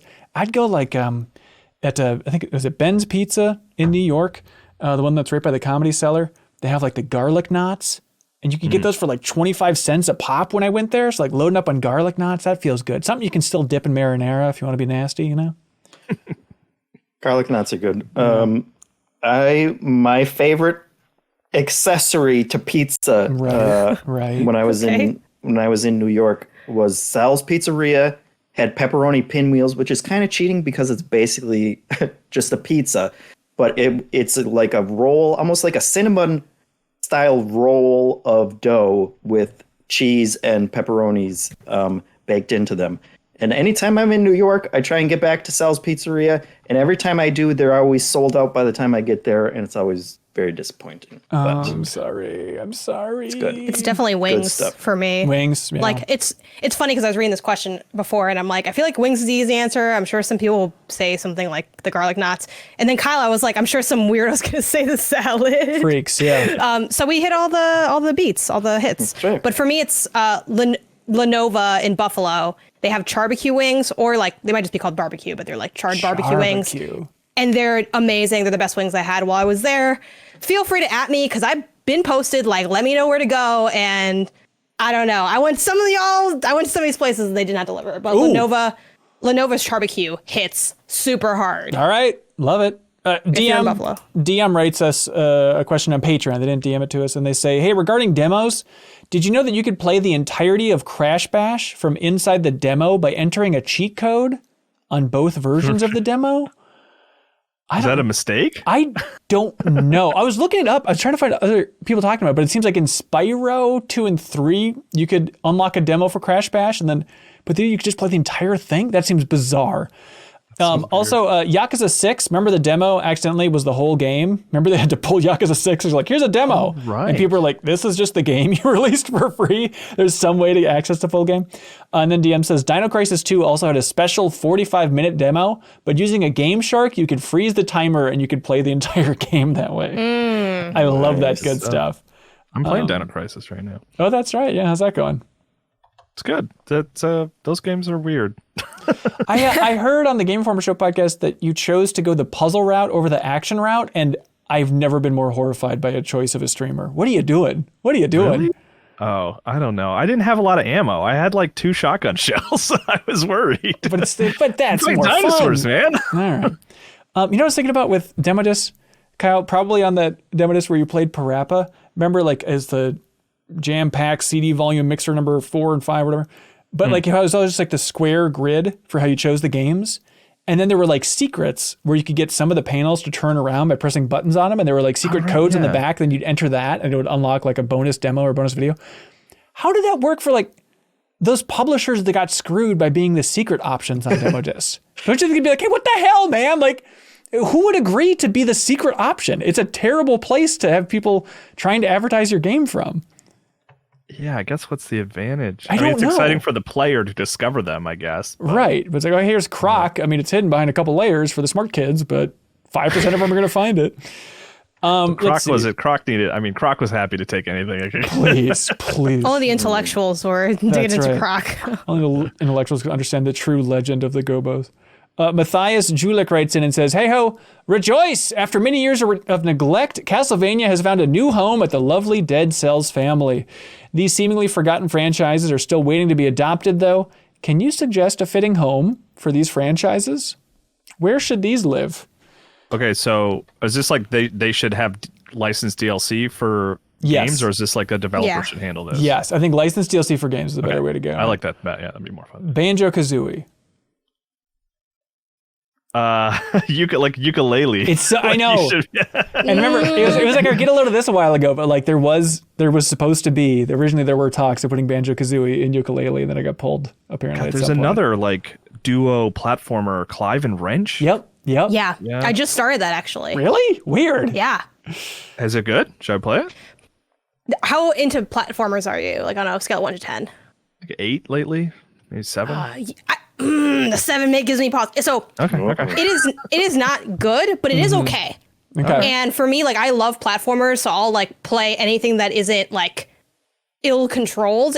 And this, I think, controls pretty solid. The mechanics are surprisingly deep. It definitely is like, oh, this is from that game, and that's from this game, and like, oh, this is the HUD of the Crash games, and like those kind of tropes. But I'm having a blast and a half. I put that thing on Friday, and I was living my best life. So I'm enjoying it, but critically, I'm like the only one. You know where else I would like to see Banjo-Kazooie is like in the Crash, whatever was it, the most recent Crash Bandicoot. Crash 4, it's about time. Crash 4? Yeah. Yeah, like that. Wouldn't that be? It seems like he could fit in there. I mean, there's no world crashes, but like feels almost like a PlayStation franchise at this point. Well, and Banjo-Kazooie is a Microsoft franchise. Well, I know it's not really, but it feels like it. If you recall, Microsoft is trying to purchase Activision currently. So there is a world. Is that what that's been about? Oh, it's all been about Crash and Banjo. Make them kiss. But I just feel like he would fit in with that crew. I don't know. Right. So, you know what I mean? Yeah, yeah. Oh, yeah. Aesthetically. I think the Astrobot team, the aesthetics aren't quite there, but just like from the who has good platforming, that I would want to have that. Yeah. Just make it DLC in Astro. But Sly Cooper. Where could Sly Cooper live? What other franchise could it live in? It's tough because like there's no real stealth franchises going strong. It's like an open world. It's more like a platformer stealth to me. I mean, but it's like I just think of other dead franchises. You know, Hitman. Okay, so IO can take it. Hitman. Wait, okay, JeffM though.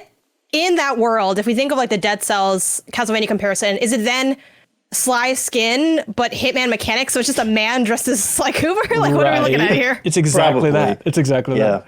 But like That'd you actually can be call hilarious. I'm your down for that. call your friends and stuff to pull off your heists, just like in the sequels, you know. Yeah, it's too lazy just to say Ghost of Tsushima, right? Because it's the same developer. Just, be like, just let us run around there as were Sly. some like you could kind of There unlock was. a Sly Cooper costume in there. Yeah, you could dress like Sly Cooper. Okay, that's close enough. Metal Gear, could that live in anything? Metal Gear. Like the bipedal giant robot itself, or like Metal Gear Solid characters. No, Like I the think franchise. I want to walk around and just stomp around as Metal Gear Rex. No, yeah. Although, hang on. That would be pretty good. And another Armored game. Core is coming up. Get Rex in there. Okay, stop. Stop the podcast. Shut That's up. the You shut your answer. Can you imagine if they said Metal Gear Rex and Raid DLC in the new Armored Core? Amazing. Shut up. All right, done. So Sebastian. let's email Dan Tack. He can let him know. He'll on, sort it out.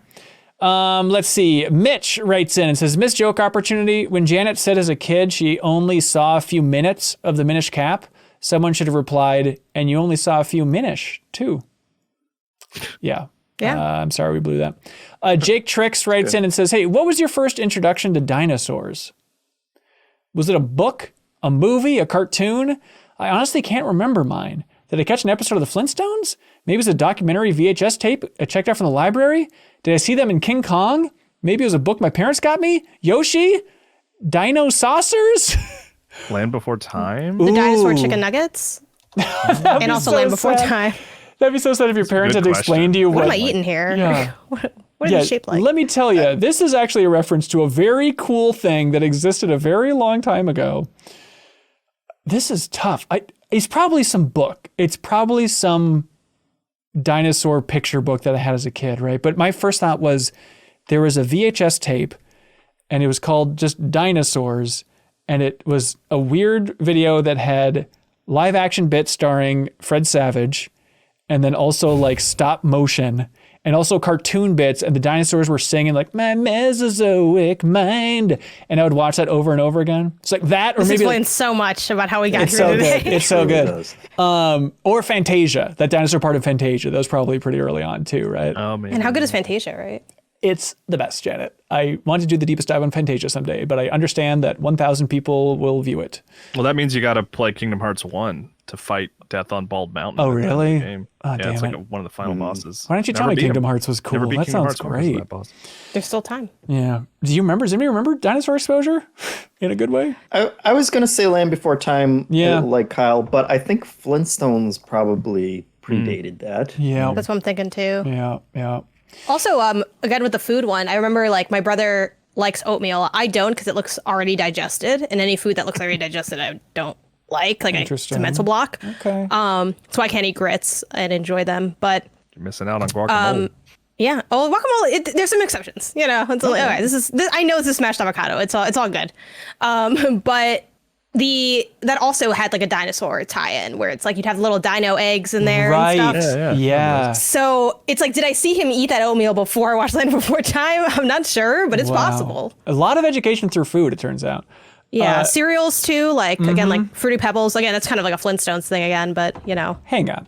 How is there not a dinosaur cereal? Like a dinosaur mascot that's a cereal, you know, like, or a cereal mascot that's a dinosaur. Like, of all the crap that kids love, they love cereal, they love dinosaurs. What the hell are you doing? I mean, that's kind of Fruity Pebbles. I mean, it's like there's a dinosaur in the box. It's Fred and that other guy. Yeah, it turns They out. cornered the name? market, man. You know, If you turn the box around, though, there's probably dino stuff going on in there. There is. That's true. I'm looking at, apparently with The Lost World in 1987, they released Jurassic Park Crunch, and there's an option on eBay. Maybe I can buy that and eat that. That sounds pretty good. There's Trix tracks for Jurassic World, which has the Trix bunny, but he's See. like being chased by a pretty realistic T-Rex. Yeah, on the that's box, no which is good. weird. It's weird. The right? Magic Fruity Pebbles has what's his name? Was his name Dino? Dino. Like the Dino. Dino? Right? Yeah. Dino Yeah, Spumoni, right? Who could forget? I'm just conflating a lot of IP at once. But he was on the cover of one of the boxes. Okay, yeah, that's close. All right, we're getting warmer. Which I'm really glad I took so long to explain that. It was totally worth it. Oh, we gotcha. Michael Berry writes and it says, hey, MinnMax, recently I found the original packaging material for my PlayStation Vita. In this box, I found a bunch of AR cards, and I quickly remembered that the Vita and the 3DS had augmented reality functionality. That's a fun sentence to say. Neither system ever utilized this outside of a few tech demo-y games. I have trouble thinking of any other console or handheld that had such an underused feature. However, I do think the tech's a cool idea. Do you think augmented reality would ever be incorporated into a full-fledged game, or will it only be assigned to interesting tech demos? I mean, there's always Pokemon Go. Ooh. Oh, you mean one of the biggest games of all time? Yeah, but the thing about that, which is always will forever crack me up about that, is like if you played Pokemon Go, you turned that off almost immediately. Immediately. Like, yeah, and it's funny because so many people who didn't understand video game industry were like, "Oh, Pokemon Go is exploding. Augmented reality is the future of interfaces." And I'm like, guys, 99% of the people who love and play Pokemon Go do not use the augmented reality aspects of it at all. Yeah, people are in love with catching Pokemon. They don't really care about the background. I think that helped though with promoting it, because like when I first got Pokemon Go, you know, like who wasn't like at the bar and then it's like, look, Pikachu's standing next to this bowl of nachos. Like that was a big part of we all had a good laugh. Right, yeah.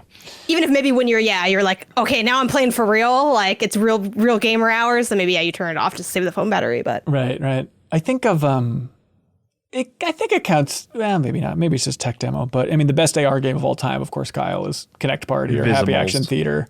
Oh, Invisimals. No, but like Double Fine's Connect Party is the best. I love that even Tim Schafer says like, yeah, it's our best game. Just no one really talks about it, but secretly it's our most solid game. I think only in the last couple of years I finally don't have a Connect in my living room because really, because a kid would play that because it's so much fun, you know, especially for like young kids. Yeah, absolutely, totally. So that's a whatever good answer. Happened with like Minecraft HoloLens whatever in 2015, like that was shown off, like. Yep. Well, they did a Pokemon Go style game too that just crashed and burned. Minecraft Earth it came out. Yep. Right? Earth was out for a little bit, and then they shut her down. But yeah, that was a fun thing at the launch of the 3DS. Like, I think that tech was cool. Like having like the things pop out of the cards and your little face, like with the propellers on top of it, flies around and stuff. Face Raiders. Thank you. Gnome Grown writes in and says, "Hey everybody, do you ever feel embarrassed by your love of video games? Even though you work in the industry, do you still feel the urge to hide your fandom because of what the normies may or may not think?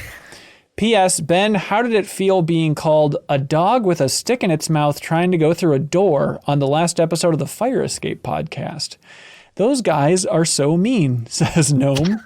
I listened to it and I laughed. They were talking about who they could beat in a fight and stuff, and Dan said he could beat me in a fight. And then I think it was Mike Mahardy said that I would fight like a dog with a stick in his mouth trying to get through a door. Maybe it was Mary that said Dan's conflating his Mike Tyson combat, right? into real life. That could be. I think Dan and I would be close. I think Dan could probably take me, but I think it'd be closer than they were implying. I mean, he studies wrestling like almost as like what's an academic, right? So he right. Yeah, but then again, I'm not sucked in by the lies of wrestling. I know how to actually hurt somebody. Bobo in the comments says that Dan thought he could beat a wolf in a fight. That is true. That is true. He also thought. Now we gotta do the weird math, like, can a wolf beat Ben? And then like we have the transitive property of this whole thing out. The wolf is on my team. But yeah, do y'all ever feel embarrassed by your love of video games? A little bit. Sometimes when I'm hanging out with like another dad, like my kids are hanging out, and I'm like, yeah, I write about video games, and they're like, I fix my house full time. You have a real skill. It's a weird full time. So now I have someone I text, and I'm like, hey, who do I call about this issue now? So that worked out. But. I think it's kind of fun. It's nice to have something in my back pocket of like, I feel like I can talk to anybody about games, and they will have some game that they loved at some point in their life, and I will know that game, and I think that's a real nice thing to have, and especially just knowing that, like, you know, weird functions, social functions, wherever you're thrown to, that like I have this thing in my back pocket of like, somebody in this room will really care about video games. Like, I just need to figure out who it is, you know? So that should be a video game. Trying to find the other nerd in the party. Right, exactly right. Like that sniper game, right? But you're just trying to find Spy Party. I think the only thing that I get sometimes is like not wanting to be bothered with like bad conversation about it. Like if you ever, which I'm sure many of us have, where it's like you mentioned that you play games or that your job revolves around like playing games and writing about them or talking about them. People are like, oh, like my nephew played the whatever. And I'm like, man, I don't care. Or like, that's not like relevant. You could tell it's like this weird, oh, that sounds really cool. Have you like done this thing? And it's like, that's not really like what it is. And then it just kind of gets like sort of awkward for me. So it depends on how they receive it. Like if they receive it weirdly, I'm not embarrassed. I'm just like, now I have to either just go along with this or correct you, which seems kind of also snobby. So I'm like, yeah, sure. I like that game. Why not? I think my only embarrassment usually stems from like the content of games when it's like when you see the examples where it's like, oh, play this new wizard game, and the wizard is like a half naked woman, and it's like, oh my God, I don't do this. Don't associate. I have gotten embarrassed while playing a game. I was okay, again, people are gonna get mad. And I know people feel like I drag Final Fantasy all the time, but it just is what it is. 7 Remake, I was playing it, and it was like and I know everyone loves this area, but like the motorcycle fight when you're like still driving in the tunnel. Roche, and just something about it was very cheesy, because it is cheesy. And my boyfriend watched me play it. I'm like, man, this is really a lot. This is a lot going on here. Just Roche is a lot of man to try and comprehend. Shake your head like, nah, that's not cheesy at all. The dude's fighting on the backs of motorcycles. Yeah, if that's cheese, I don't know. The voice lines too. I'm just like, oh God. It's called subtlety, really Janet. Subtlety.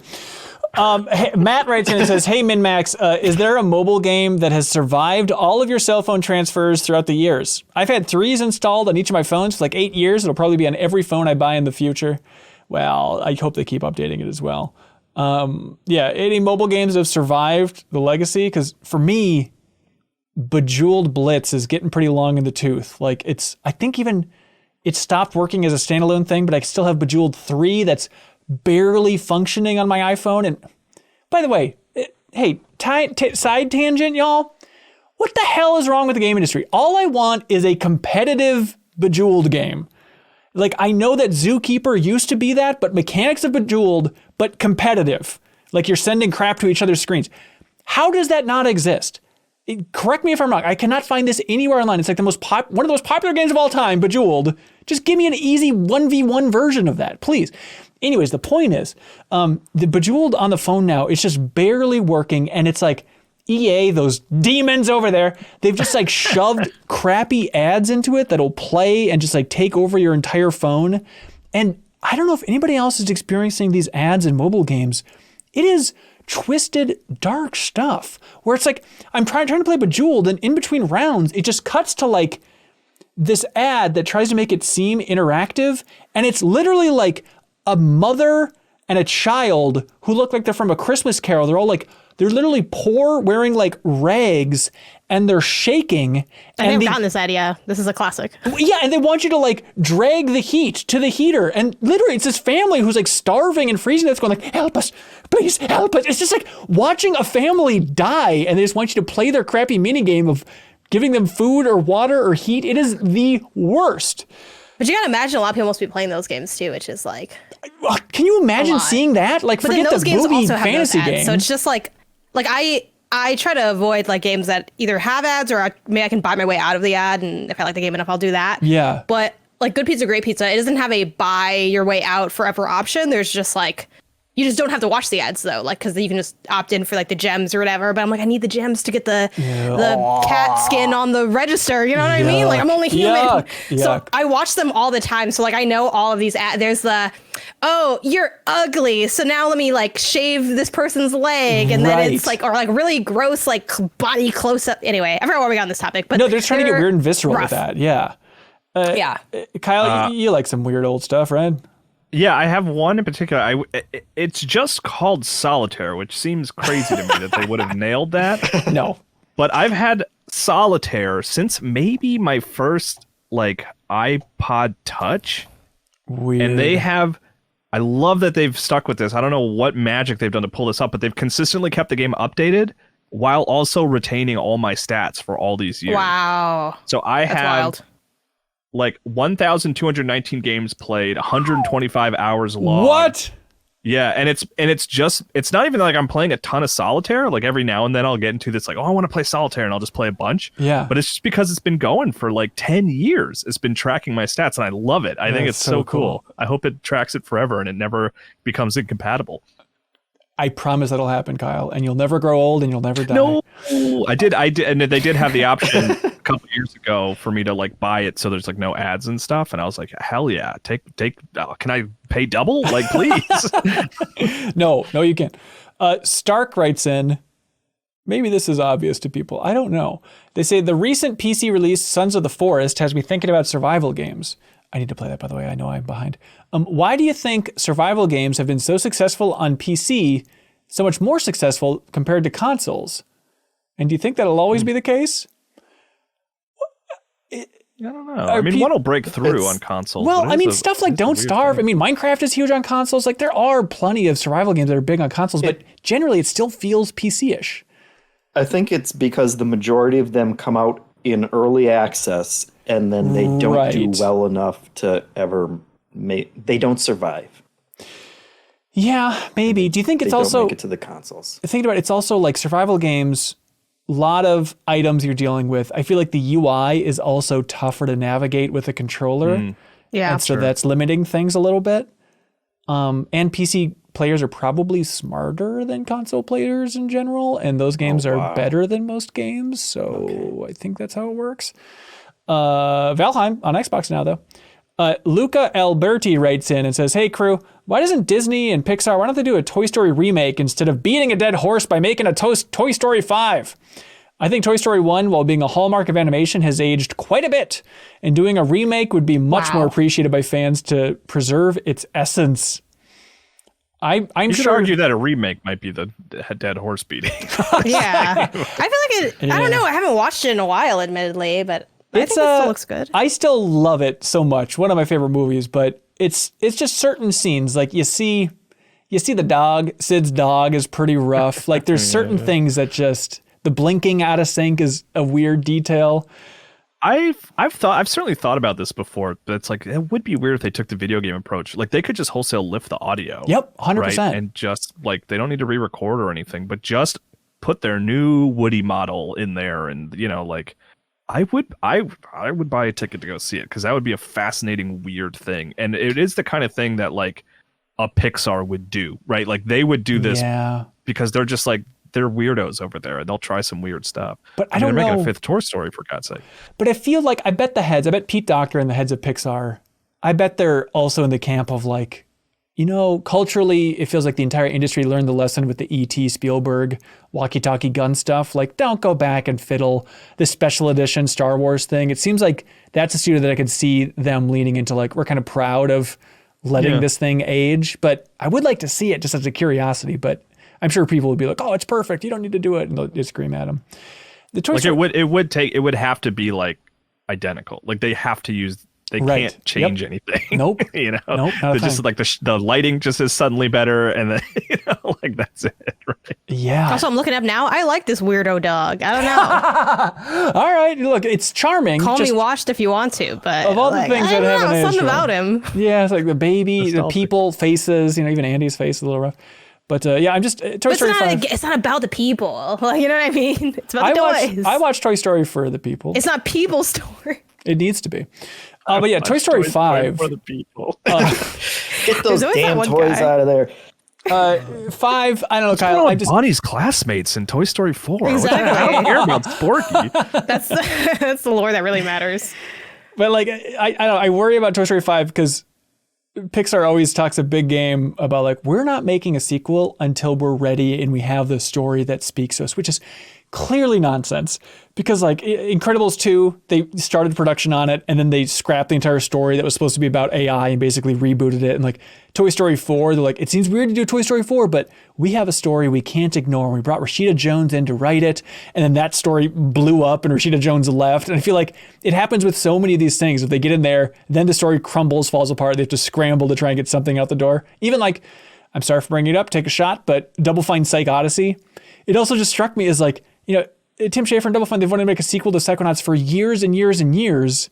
And then it's like, all right, time to write the story for Psychonauts 2. And it's just kind of Tim Schafer like, what should this story be? Outside of like, oh, we want Raz to go to the headquarters of the Psychonauts and see what it's like. It's not like there was a grand vision or a larger theme to the game, really, that they're ready to hit on. But Kyle, Toy Story 5, yay, nay?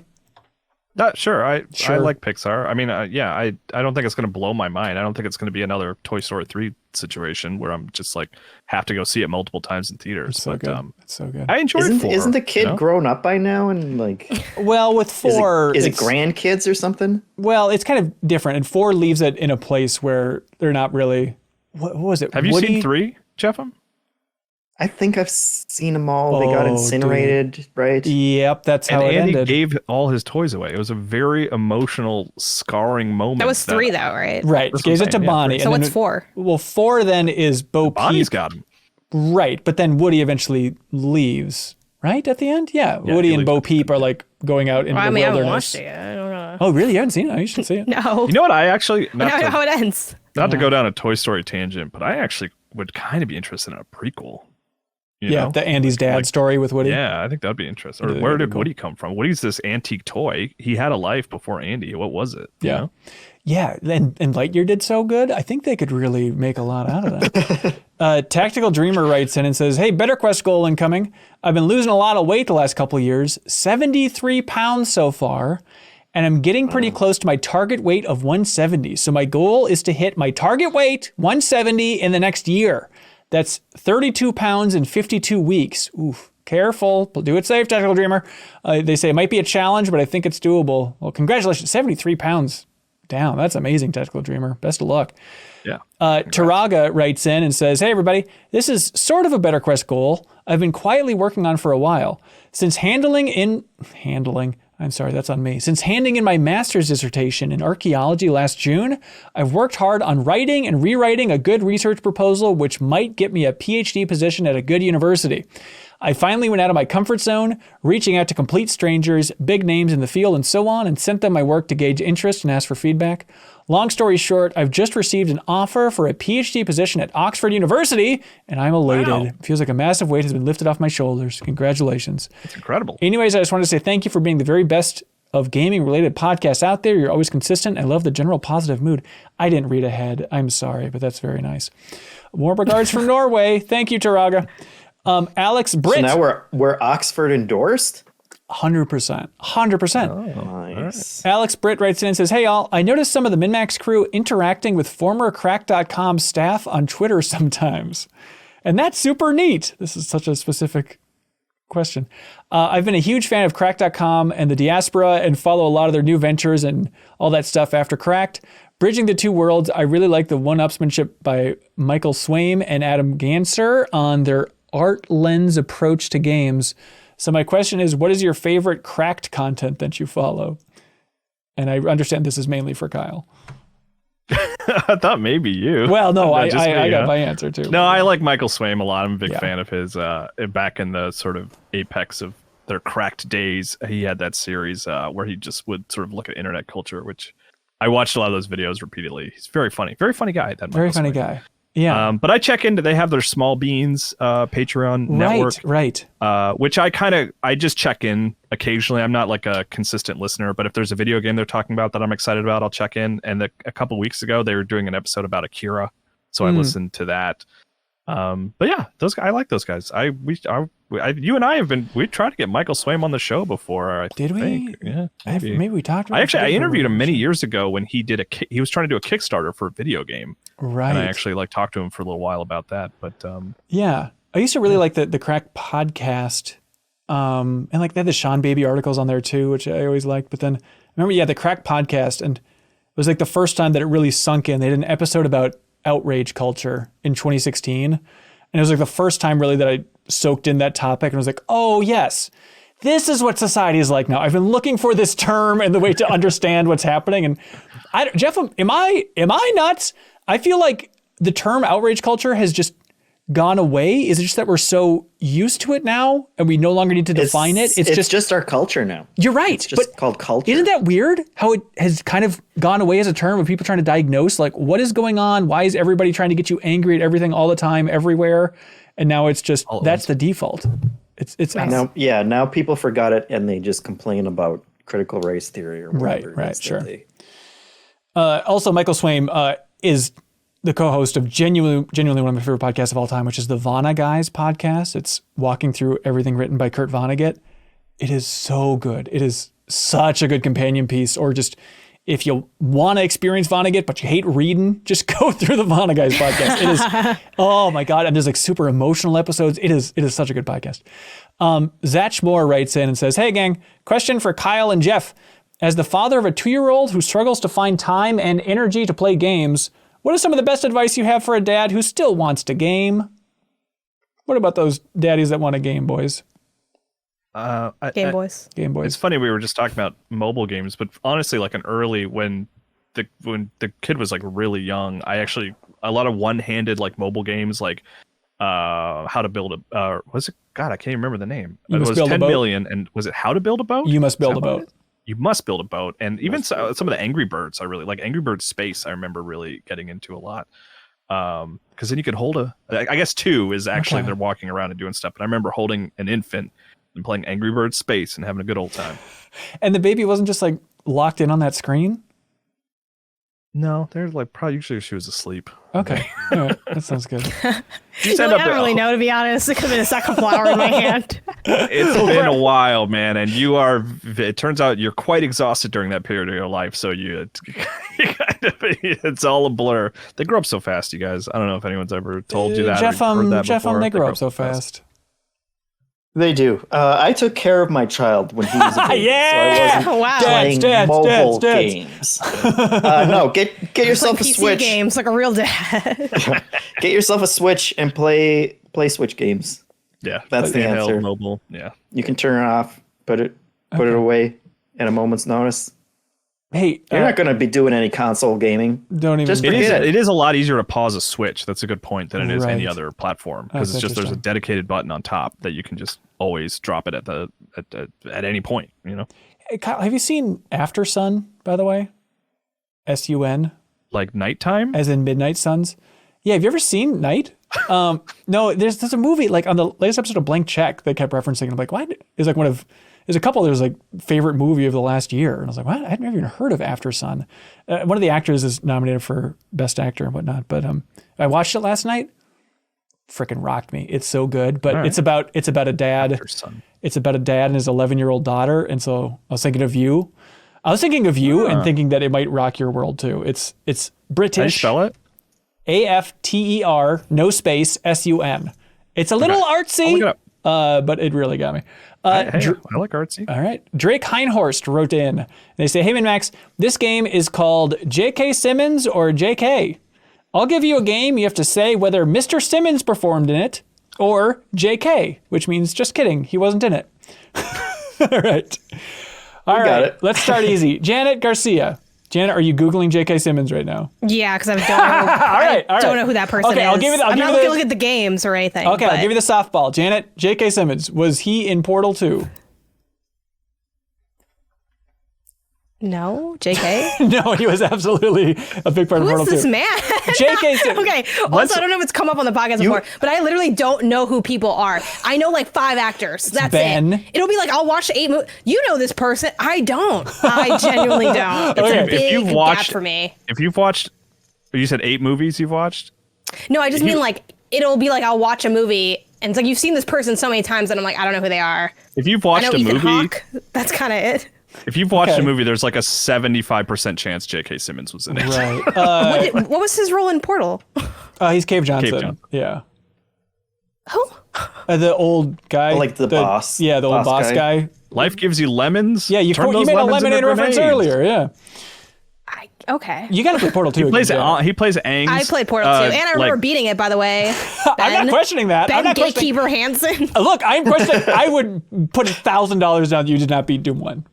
I'd put it down on this table right now. Why? Why is that so shocking to think that would be Doom 1? You're the 'cause- only one that's 'cause- like fighting demons in because- hell. I don't because- know yeah, I don't- what's I your don't- aversion to it. Yeah. This says more about Hansen than it does you. Oh, 100%. Because you're the one He- that's like, you like calling old games dusty and stuff. That's I your used to thing. be younger, though, when the games weren't old, and they just were games. Okay, that's pretty old. All right, okay. I mean, when you're broke enough, that's all you have is old games. Yeah, that's true. Well, that was it.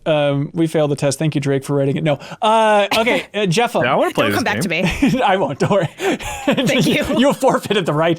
appreciate JeffM, Spider-Man 2. Was he in He it? sure as hell better been. No, JK. Correct. Although it's confusing. Really? Spider-Man 2 on PS2, that's a JK, because he was only in the PSP version of Spider-Man 2 as J. Jonah Jameson. Oh, weird. Isn't that weird? Kyle. Yeah. Mass Effect Andromeda. JK. Correct. JeffM. Lego Dimensions. Yes. Oh yeah. Correct. As. Come on, don't blow it, dude. Probably like 8 things. Yeah. Spider-Man Dimensions, you said? Or No. Lego Man Dimensions? You have Just make it dementia. up You don't for know you. where you are. Kyle, okay, take your guess. Lego Dimensions. So What is it? he's Cave Johnson. He's Cave in that, 'cause Johnson. It was Portal Correct, DLC. correct, He was. yes. If there was Avatar stuff, he might have even been in that for that too. Oh, maybe. interesting. Okay, Kyle, Command and Conquer Red Alert 3. Yeah, I would assume so. Of course, right? They he had was some he was the celebrities in there. president, it turns out, in Red Alert 3. yeah. JeffM, M&M's The Lost Formulas. Yes, obviously. Janet, look this up, please. M&M's The Lost Formulas. It looks like an old I know why he was in platformer. it. Though. Yes, Kyle. He plays the yellow. He was plays the yellow pizza. M&M. That's right. That's right. It kind of looks like a fun old PC platformer. I'm kind of into it. Let's see. JeffM, The Legend of Korra.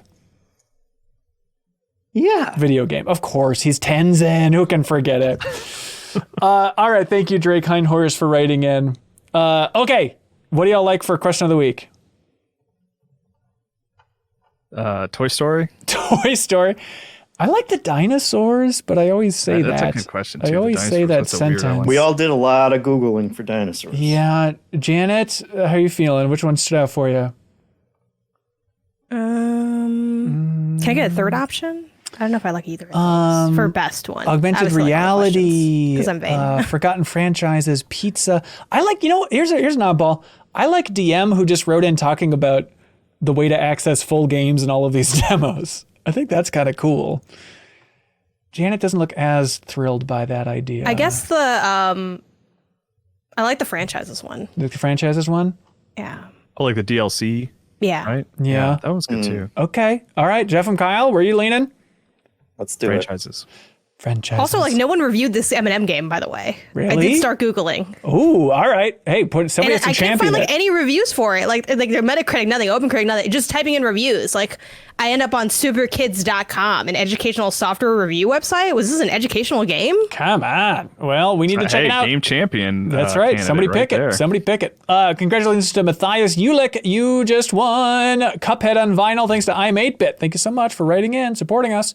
Now it's time for something that we personally like to call Get a Load of This.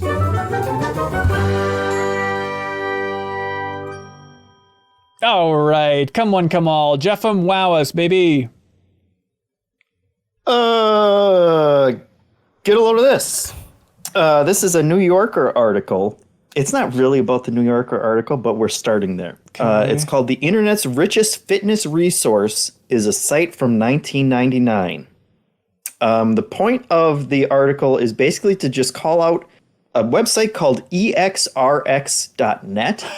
And it truly is the oldest, jankiest looking website that you can imagine. But what it is like a compendium of anything you would ever want to know about exercises, including it has a list of any exercise that you could possibly imagine broken down by muscle group of like what you're exercising. And then it has looped GIFs for every single exercise. Okay. And so it looks like this amazing resource for anything that you want about diet or health or exercise. But it looks like a dusty website, as love it. kids would I love say. it. But it does look like a great resource, so check it out. There we go. There's links below for all this fun stuff. Hey, get a load of this. Square Enix, when Theater Rhythm Final Bar Line came out, they posted a blog talking about the history of the series and all that stuff for the music rhythm games. And apparently the original name for the first Theater Rhythm game was, quote, Final Fantasy is Music. But then apparently Nomura saw that and he's like, we should come up with a new word instead. Let's go with Theater Rhythm. Nomura said, yes, sir. I was about to say, I didn't think it could be worse than theater rhythm. But, I kind of like it. I kind of just like the bold, just say what it is. Final Fantasy is music for the name of this rhythm game. But it's a fun, weird fact. Janet, you got something? Yeah, get a load of this. I'm actually like hot swapping for a Doom-based one because some people have thought it's weird that I like Doom. I don't know. Think of it that way you will. If you go to, there's a bot. It's called, which hopefully this survives the destroying of some of the stuff you can do on Twitter. You know, it's a whole mess. But for now, it's a bot that's at Doomscroll. Doom is the name of the handle, and it's Doomscroll Doombot. It is your hourly reminder to stop doom scrolling and start Doom, in all caps, scrolling through all 15,770 frames of Ultimate Doom, starting from the end, and then it links out to like who provides the footage, and it's literally just frames, screenshots from Doom. I love it. I've been following it for a while, and it's really nice. You just look at Doom screenshots all day. That sounds fun. By the way, Janet, I'm really proud of myself. I've probably talked about it before on podcasts and crap, but like, I've cut doom scrolling out of my life since the new year. Yeah, I've been thinking about it. It's really excellent. On there. I know. Well, I tweet stuff out and I check my mentions, but I didn't think I could do it because I was hopelessly into it. But it's like, yeah, never scroll through Twitter. And I gotta say, it's a better life, everybody. It truly is a better life. What are you doing on the other side? I want to know how the other half lives, you know? Oh, I mean, just checking YouTube comments more often. Okay. Yeah. Oh, that's... Why don't you just go on Reddit? Oh, jeez. Kyle, you got something? Yeah, I get a little of this. Shout out to my friend Aaron Blevins, who texted me this just out of the blue. This is from a YouTube channel called Riazor MC, Riazor MC. And what they did is they modded Mario Kart into Ocarina of Time. What? And it's basically like they're Mario Kart driving through the entire landscape of Ocarina of Time, like starting at the Deku Tree, like all the way to the Gerudo Desert in like 1 3-minute video. Yeah. And it's like, it's cool because it's like, oh, that's a fun mod idea. It's like, what if you could Mario Kart race through Ocarina of Time? But it is probably the video game landscape that I know better than any other video game landscape. Yeah. And so to see it at high speed like that is just so weird and strange, and like to see them like race through this one section of Ocarina of Time, be like, man, I spent so many hours in that one spot. They're just like flying through it in 20 seconds. It's really fascinating to watch. It's fun. Cool. That's cool. Did you get one from the community there, JeffM? I did. Get a load of this. This is from That Flow State. And it's a tweet. This is stupid, but it tickled me. It's a tweet that says, I don't know who needs to hear this, but most of the 1-star Amazon reviews for The Princess Bride are people irate that it isn't quote unquote the original book and is instead the abridged version by the screenplay writer. And then I went and checked out the reviews, and it's absolutely people who don't understand that the core format of that book, as it was originally published, was by a supposed screenwriter who was like abridging the story as he was retelling it. And so that's the way it's supposed to be, but it's just a lot of people complaining that Amazon doesn't have the real book and that it must be out there somewhere, but all you get is this crappy version, which is like very heavy-handed the way that he does it. Right. That's good. Links below for all this funky stuff. Thank you all for watching or listening to this episode of the MinnMax Show podcast. Heads up, this is your one and only warning, everybody, because this thing's coming in hot. We have the new episode of Trivia Tower. It is happening Sunday, March 12th. That is this Sunday at 2 p.m. Central. It is happening on Sunday at 2 p.m. Central, which is much earlier than normal, so that Europe can compete. So hello, Europe. I'm talking to you, France. I'm talking to you, Germany. I'm talking to you, England. I'm talking to you... You're braver than I am. I would never try to name places in Europe. Norway, someone wrote in from there. You all, please jump in and compete in this episode of Trivia Tower. You can jump in and compete to win prizes like an Astro A30 headset. We have a ton of game codes to give away. So jump in and compete, please. If you jump in at that $2 tier on Patreon, not only do you help support Independent Games Media, but you can compete in a very fun round all about video game trivia. And we're going to be joined on this episode, it's a crossover, which I'm curious about, with Did You Know Gaming, that big YouTube channel. So cool. Some folks from Did You Know Gaming are going to join us to find out if we do in fact know. So help support Independent Games Media and compete in that. We'd appreciate it. Also, if you jump in on Patreon, you can unlock the podcast version of The Deepest Dive.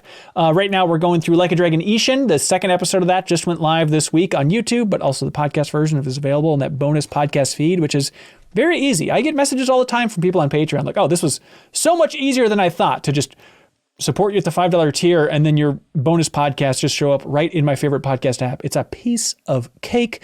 So we have Like a Dragon Ishin, The Deepest Dive happening right now, and then we're going to be doing Resident Evil 4 Remake coming up very soon, so it's a good time to jump in and unlock those podcast versions.